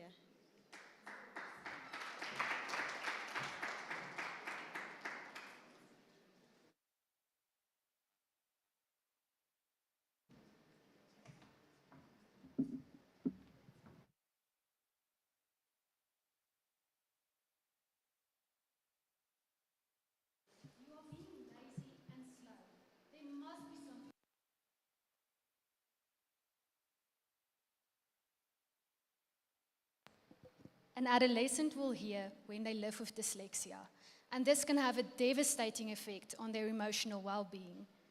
Dyslexia is one of the most common learning barriers found around the world, and a person living with this will have academic, social, and emotional challenges due to their barriers with language skills. And in South Africa, this is especially a problem as many children are not diagnosed from a young age, leaving them vulnerable and alone to face all these challenges. However, research has established that people with dyslexia have achieved great success And this is due to their unique abilities and strengths in life.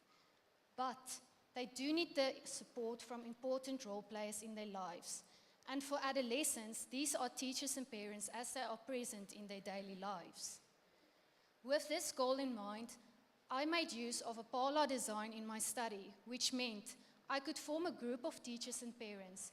And we held several discussions over the 4 years, and they were also regarded as co-researchers. In these discussions, we made use of 3 cycles, and in each cycle we had a different outcome. In cycle 1, we started to identify all the challenges regarding support, and then we moved on in cycle 2 to see how we could address those challenges. And these co-researchers said it's almost as if for them they illustrated it, as if the adolescent is standing in front of a breach, and to be able to overcome all those challenges, they need their support to reach the other side and to thrive and flourish in life. But one of the biggest challenges we identified is that there's a lack of understanding and knowledge about dyslexia. And to address this, we worked together in cycle 3 with several dyslexia experts. And in the end, we created our own booklet. And this booklet's aim was to create more awareness about dyslexia. And we also made an acronym TEAMS to contain all this information. And it goes about training, how to encourage an adolescent, how to access important information, how to apply multi-supportive strategies, and lastly, how to create your own support group. And in the end of this, we have found that we really need to start to change the narrative for these adolescents. They rather need to hear, you are different, but this is wonderful. We need to take their hands and help them cross that breach to reach their full potential.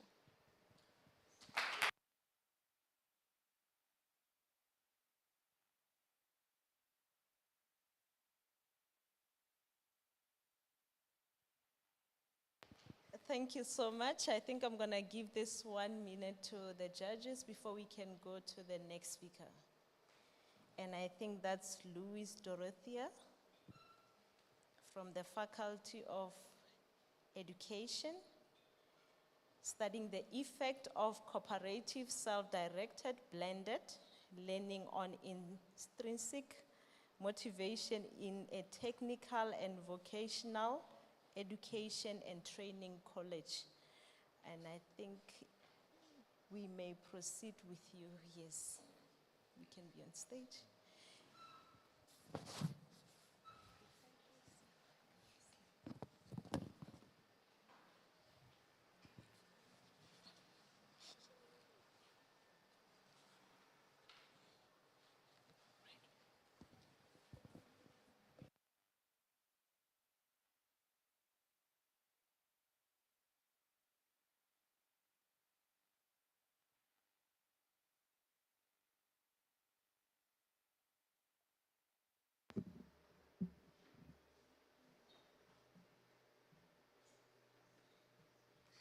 Dear audience, imagine you are a student in one of the following scenarios. In the first, you are sitting in a classroom, listening to the teacher, carrying on and on about some topic or another. And at the end of the period, you cannot really remember what the topic or the lesson was about. Now imagine working together, cooperating in small little groups, problem solving in an actively cooperative atmosphere. Which one would you choose?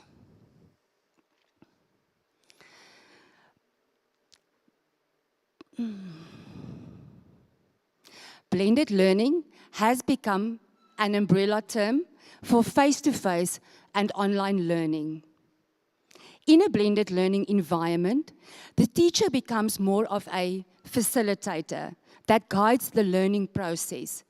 In an online environment, there is a lack of a physical teacher, requiring students to develop skills to cooperate and collaborate on a global scale. By integrating a teaching learning method, such as cooperative learning, students to learn to work together in small groups. They become more self-directed and more intrinsically motivated. TVET colleges are in the initial stages of integrating technology. Therefore, I combined two blended learning frameworks and presented a bespoke framework for integrating cooperative learning in a blended learning environment that supports cooperative learning in an online environment and also technology integration in the initial stages. My research observed mixed method, design-based research comprising interviews and questionnaires. The data reported that by integrating a teaching learning method such as cooperative learning, intrinsic motivation and self-directed learning is enhanced. Finally, my research contributes towards curriculum development in higher education and provides a step-by-step design process for integrating cooperative learning, enhancing self-directed learning and intrinsic motivation, and should therefore be considered when designing or redesigning a blended learning environment. Thank you.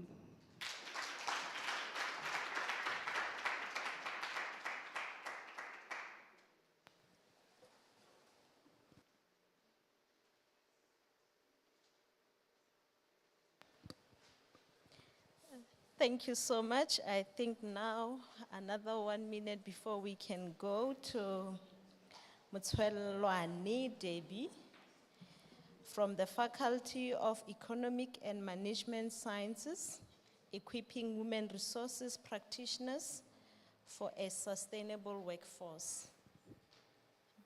Debbie, do you?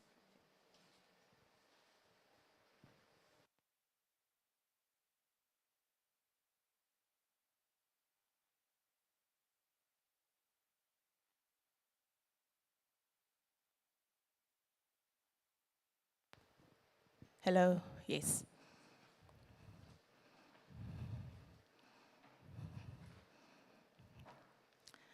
We regret to inform you that your application has been unsuccessful. Imagine hearing those words over and over and over again.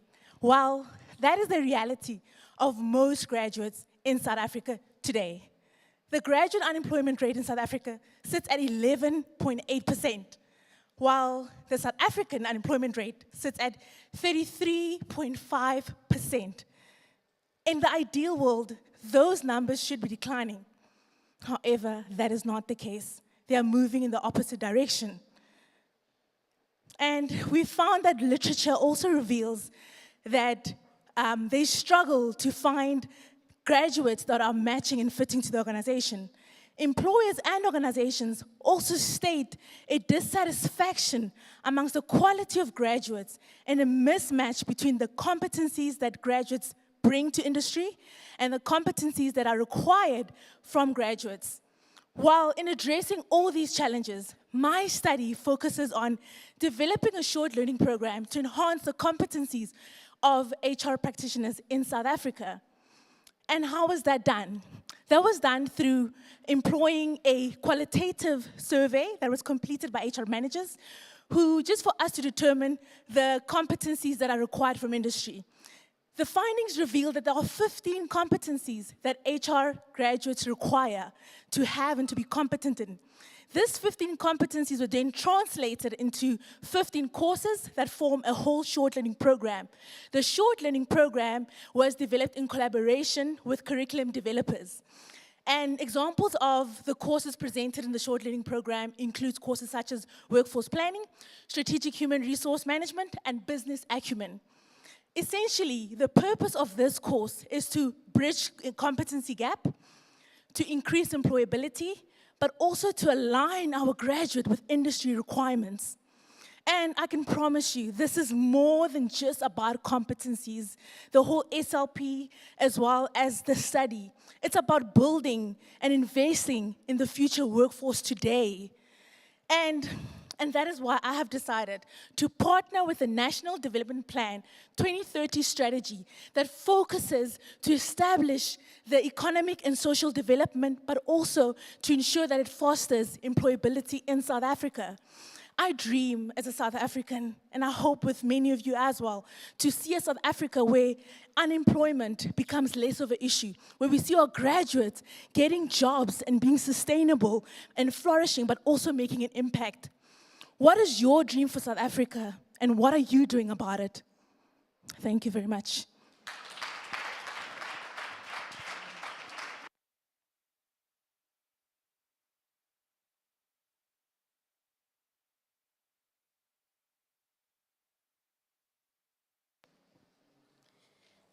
Thank you so much. And I think with that said, we have our last speaker, Ndlovu Guguletu, from the Faculty of Theology.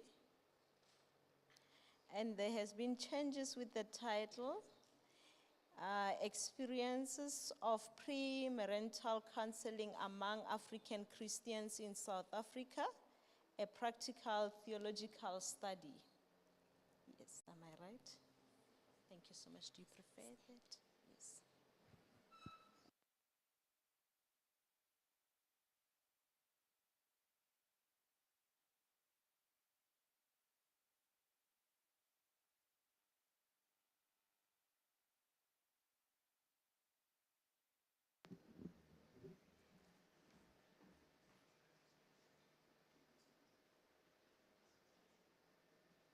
It's no secret that today's marriages are short-lived when compared to those of previous generations. It is statistically proven that South Africa is facing a marital crisis. Not only are South Africans marrying less than they did 10 years ago, but 4 out of 10 of those who do make it down the aisle don't see their 10th wedding anniversary. Currently, South Africans are divorcing at a rate which is 2 times higher than they are marrying. Now, divorce is concerning because it has negative effects on the psychological and physical health of not only the couple, but their children too, ultimately impacting society. It is clear that marriage needs to be safeguarded and strengthened against the threat of divorce. Now, most interventions only assist couples once they are entangled in problems. But prevention is better than cure, right? This is where premarital counseling comes into the picture. Unlike other counseling methods, premarital counseling is preventative, immunizing couples with information and skills before problems develop. But how is premarital counseling being done in South Africa? And is there room for improvement? Well, what we do know is that the majority of premarital counseling is conducted by clergy in religious institutions as part of pastoral care. What we don't know is how it's being done. What processes are involved? Are there structured programs, or is the content solely based on the pastor's experiences and views? Are pastors actually adequately trained to prepare couples for modern marriage? And what role can be played by African indigenous marriage preparation practices? I am investigating the nature and content of premarital counseling in Black South African churches, assessing its impact as perceived by both the couples and the clergy involved. I interviewed 24 participants from across the country over a period of 2 months in in-person and virtual interviews. While the results are still underway, I am confident that they are going to be useful in improving the practice of premarital counseling in South Africa. The findings of this research will help us understand which techniques and methods are most effective and also assist in designing programs which will be relevant and contextual to African Christians. This may decrease the likelihood of divorce and increase marriage stability among South Africa's majority population, ensuring that South Africans don't only enjoy my perfect wedding, but also enjoy long-lasting marriages too.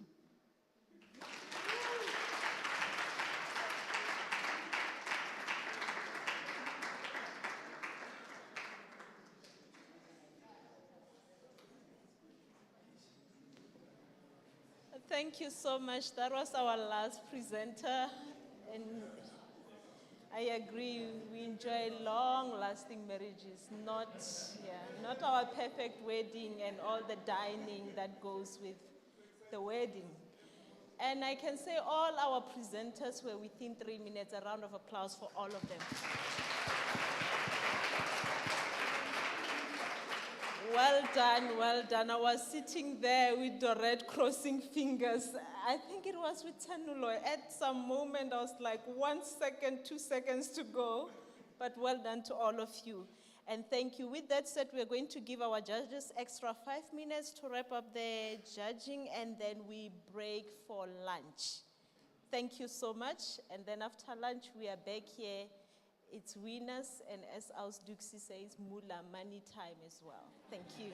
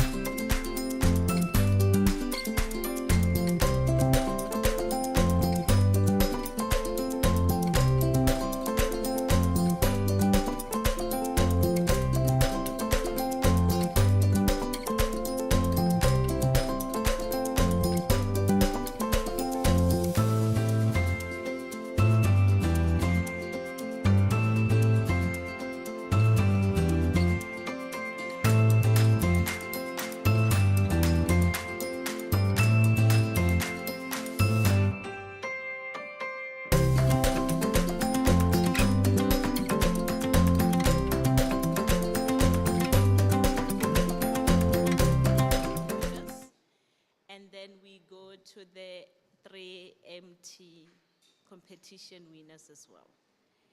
May I please ask Rose Khanzi to be on stage with us, and Murule as well, Dr. Murule on stage as well, to help us give the awards to the winners and our judges as well.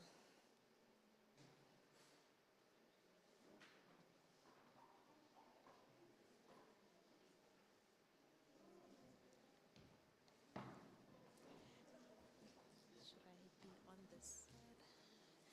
May I please?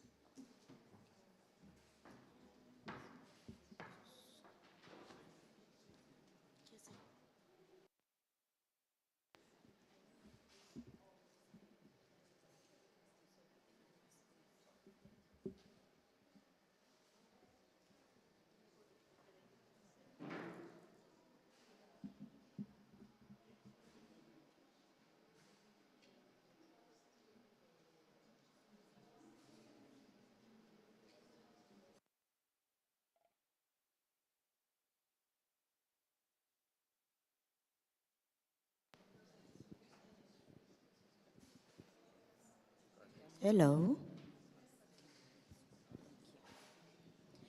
Thank you so much for our judges. Please allow me to call Prof. Lebu Khafane Matemani for being part of the judging categories. Thank you.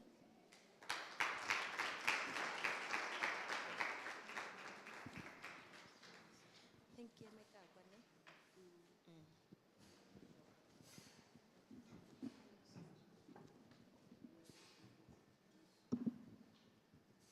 Our second judge will be Dr. Surani Horn.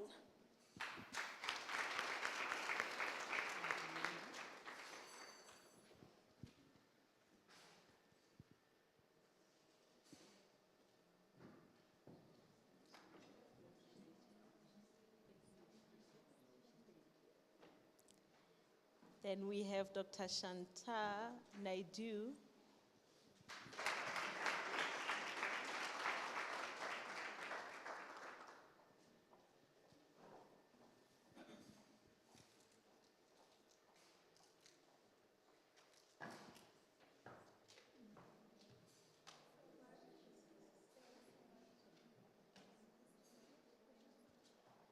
And then we have Dr. Matthews Makune.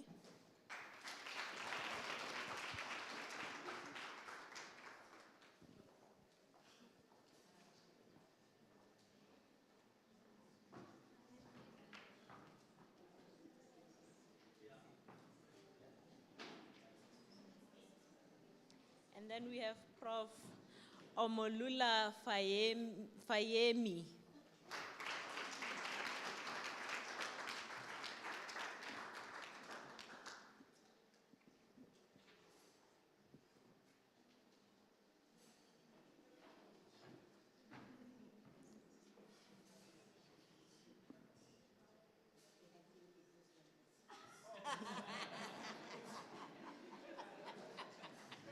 Thank you. And then we have Dr. Melvin Ferreri.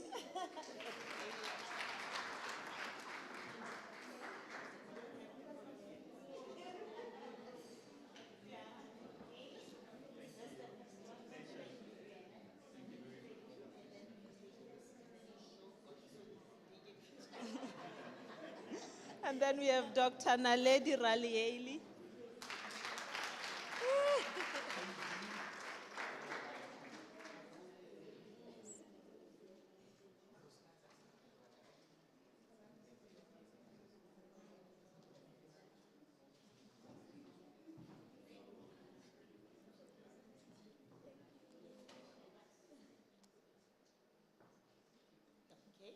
And then we have Prof. Ozzy Ruzivo, Ozimiel Ruzivo.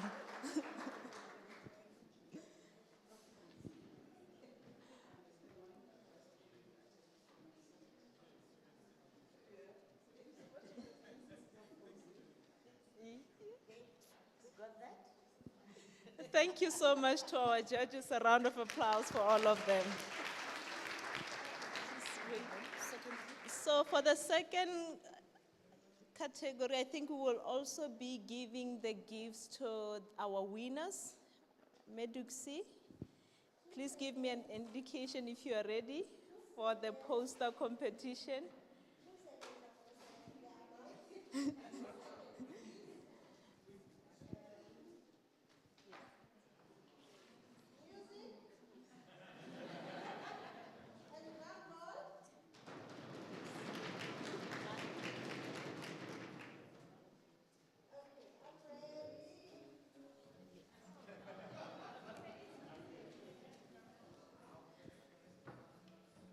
Okay, yes, we are about to talk money now.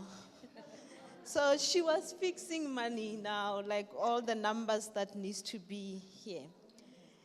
And we have the winners for honors, masters, and PhD for poster competition.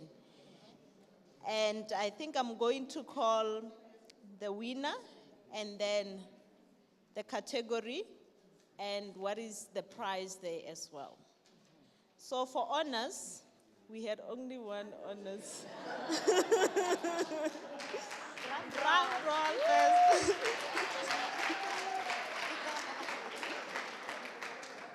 But I would like to also mention something here because regardless of having one honor student, if you went through the posters, you will realize that the standard was something that you can't say no to. It was meeting the standard that you see in masters, in PhD as well. And if I'm not, sorry.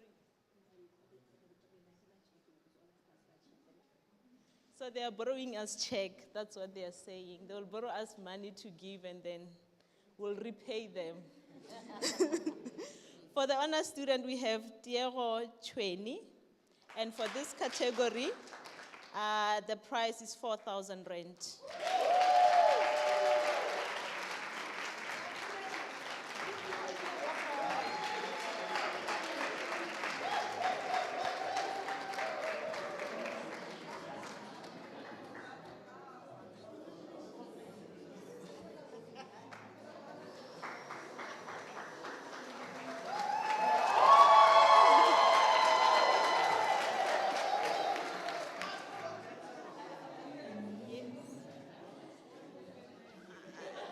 That's for the honor student for the poster competition. A round of applause for him once again. And then for the masters, we have on the third category, for the third winner, third place, we have Mahofa Kerumuditswe with 2,000 rand.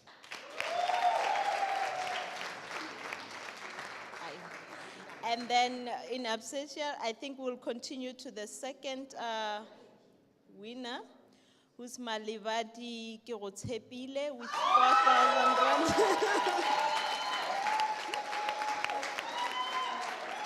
And what is the price? 4,000 rand.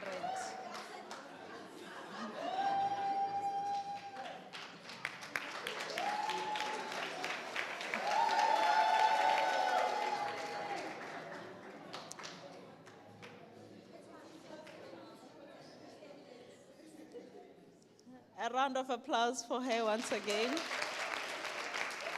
The first winner for the Masters poster competition, we have Rabanye Koketso with 6,000 rand.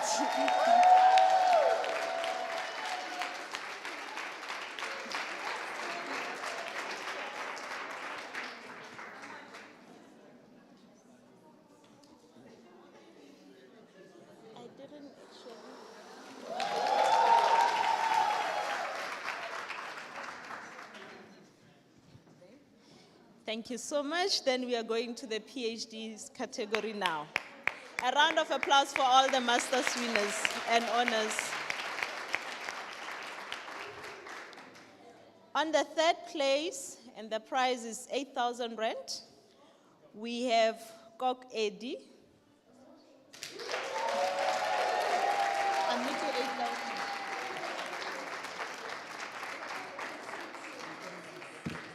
6,000, because I see. It's 6,000. Correct.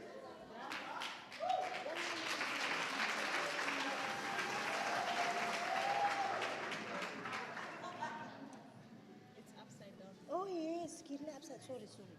So it should be 4,000. 468. Sorry, apologies on that. The prize is 4,000 rand for the third winner.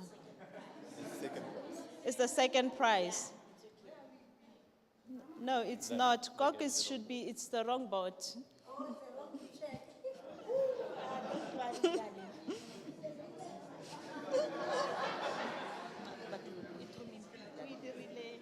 Upside down. So give 4, 6, 8. Okay. 80, 6, 4. Apologies on that, Gog. You are still getting money.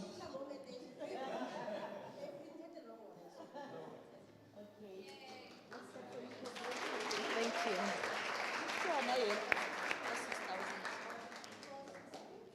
Thank you so much for the second winner, who's LaRose Martin. Leroux Martin.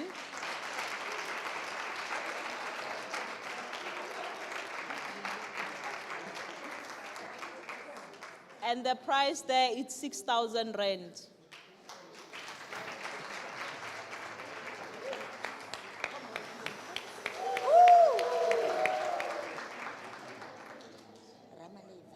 Ramaleva. The first prize. Ramaleva.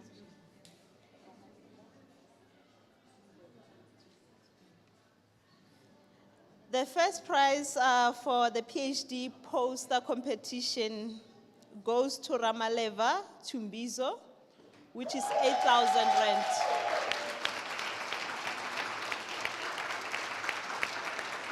Is it? And then it's taking To 3 inch.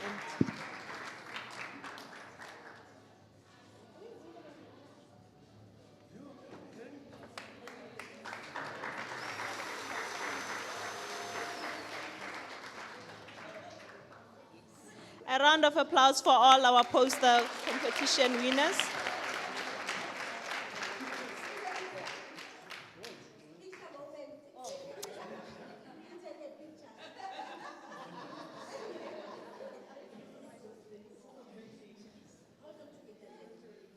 Apologies for any mistakes that we made before you. So now we are going for the 3MT competition.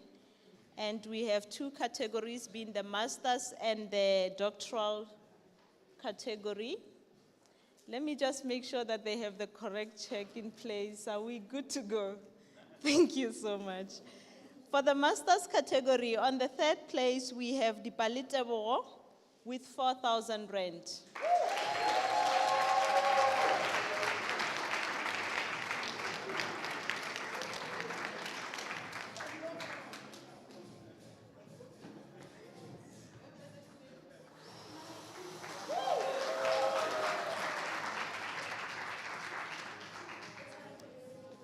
On the second place, we have Alamdin Nabella with 6,000 rand.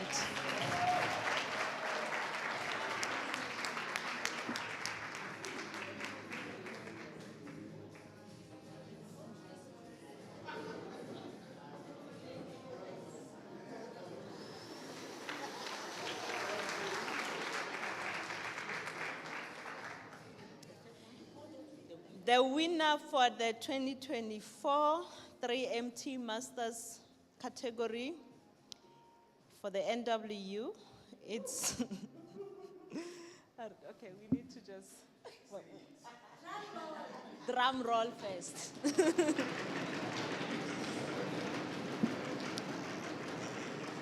Thank you. This one goes to Masilu Tenolo, 8,000 rand.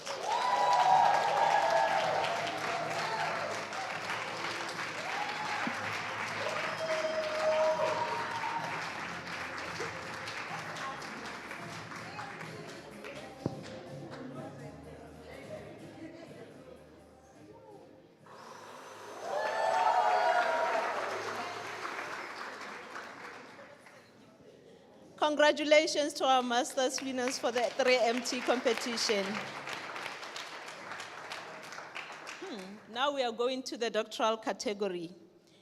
On the third place, the prize is 6,000. We have Telwani Debi. Mtselwane.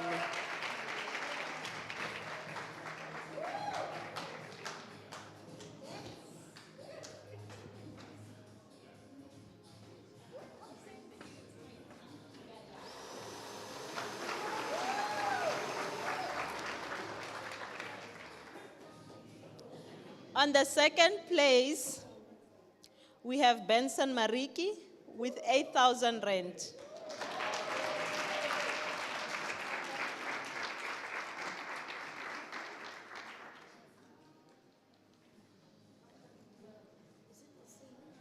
Congratulations, a round of applause for her, please.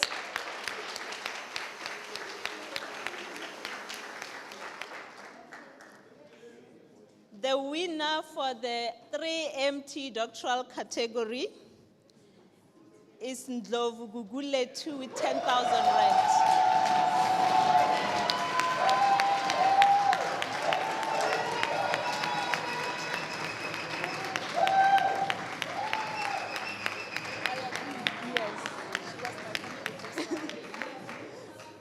Congratulations. Okay.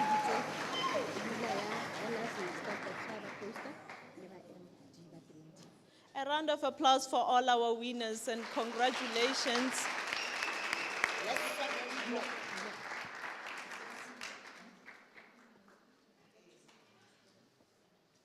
So now we will be having a picture moment with the winners, and we need on stage the honors winner, the master's winner, doctoral for the poster competition, all of you. And then we also need the 3MT, the first winner, being for masters and doctoral for 3MT.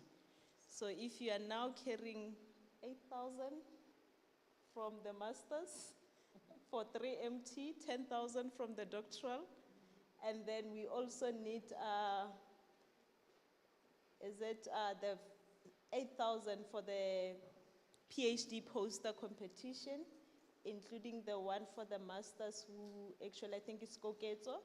And then we also have Chweni. Please come on stage for the picture moment. Thank you so much.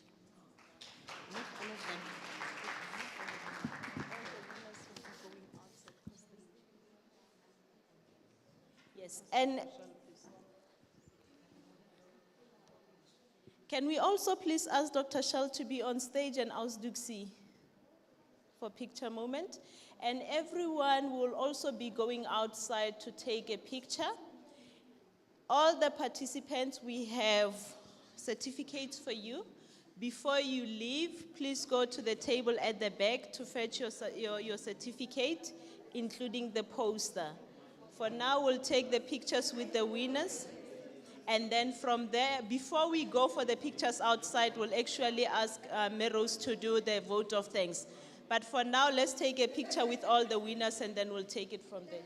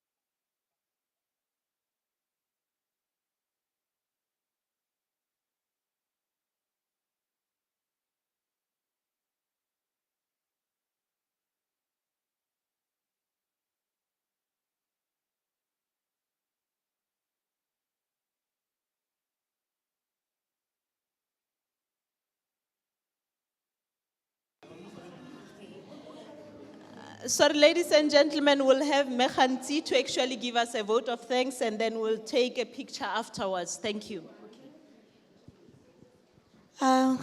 Good afternoon. I nearly said good morning. My name is Rose Khansi and I'm from the Research Support department, yes.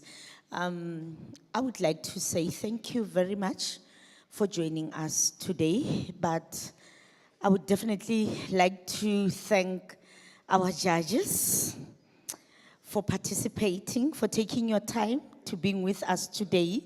I mean, you left your comfortable offices and spaces, your comfortable cars, your comfortable laptops and big screens, just to be with us today, and for that we appreciate.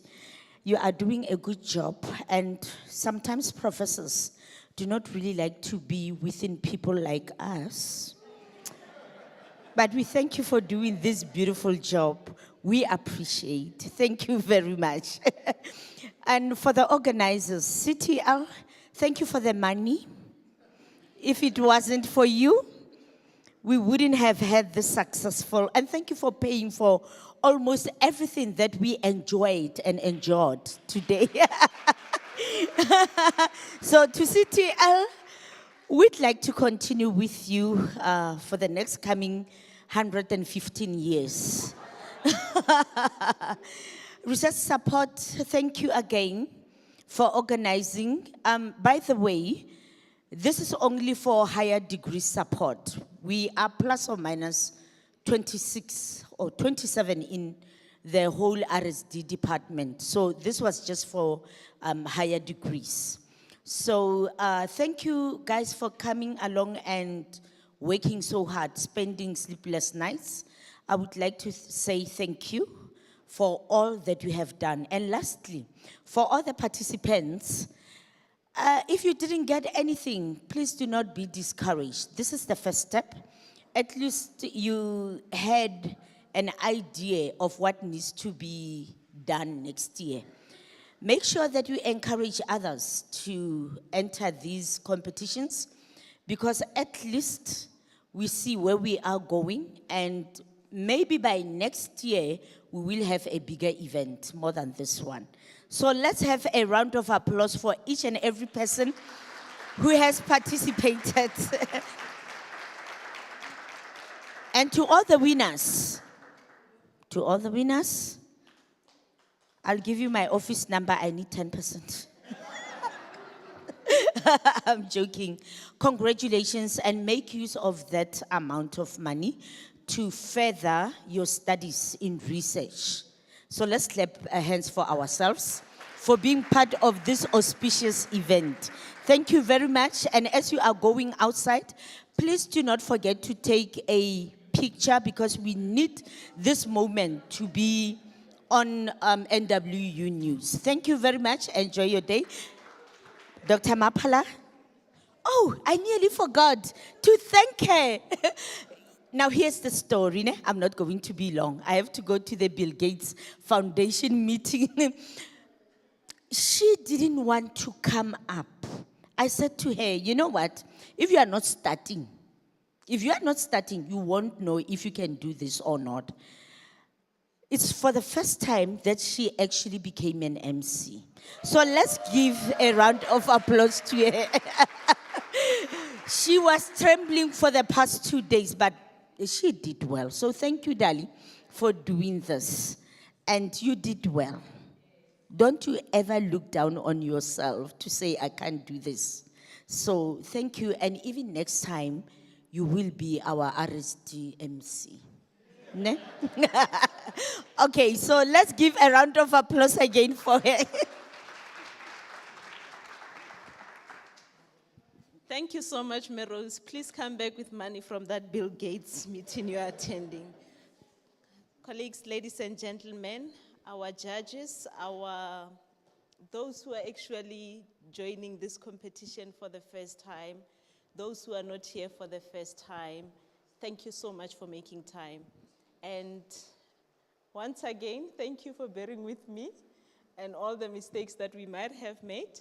We have a picture moment outside. We need to capture every moment of everyone who was here with us today. Remember, the participants get a certificate after the picture moment at the back, the table at the back, but get a picture first, and then your certificate. You can also get your poster. And thank you very much. We are still here with you if you need anything, but this actually is the end of the competition for 2024, and a round of applause for everyone who was here with us today. Thank you and enjoy the rest of the day. Thank you.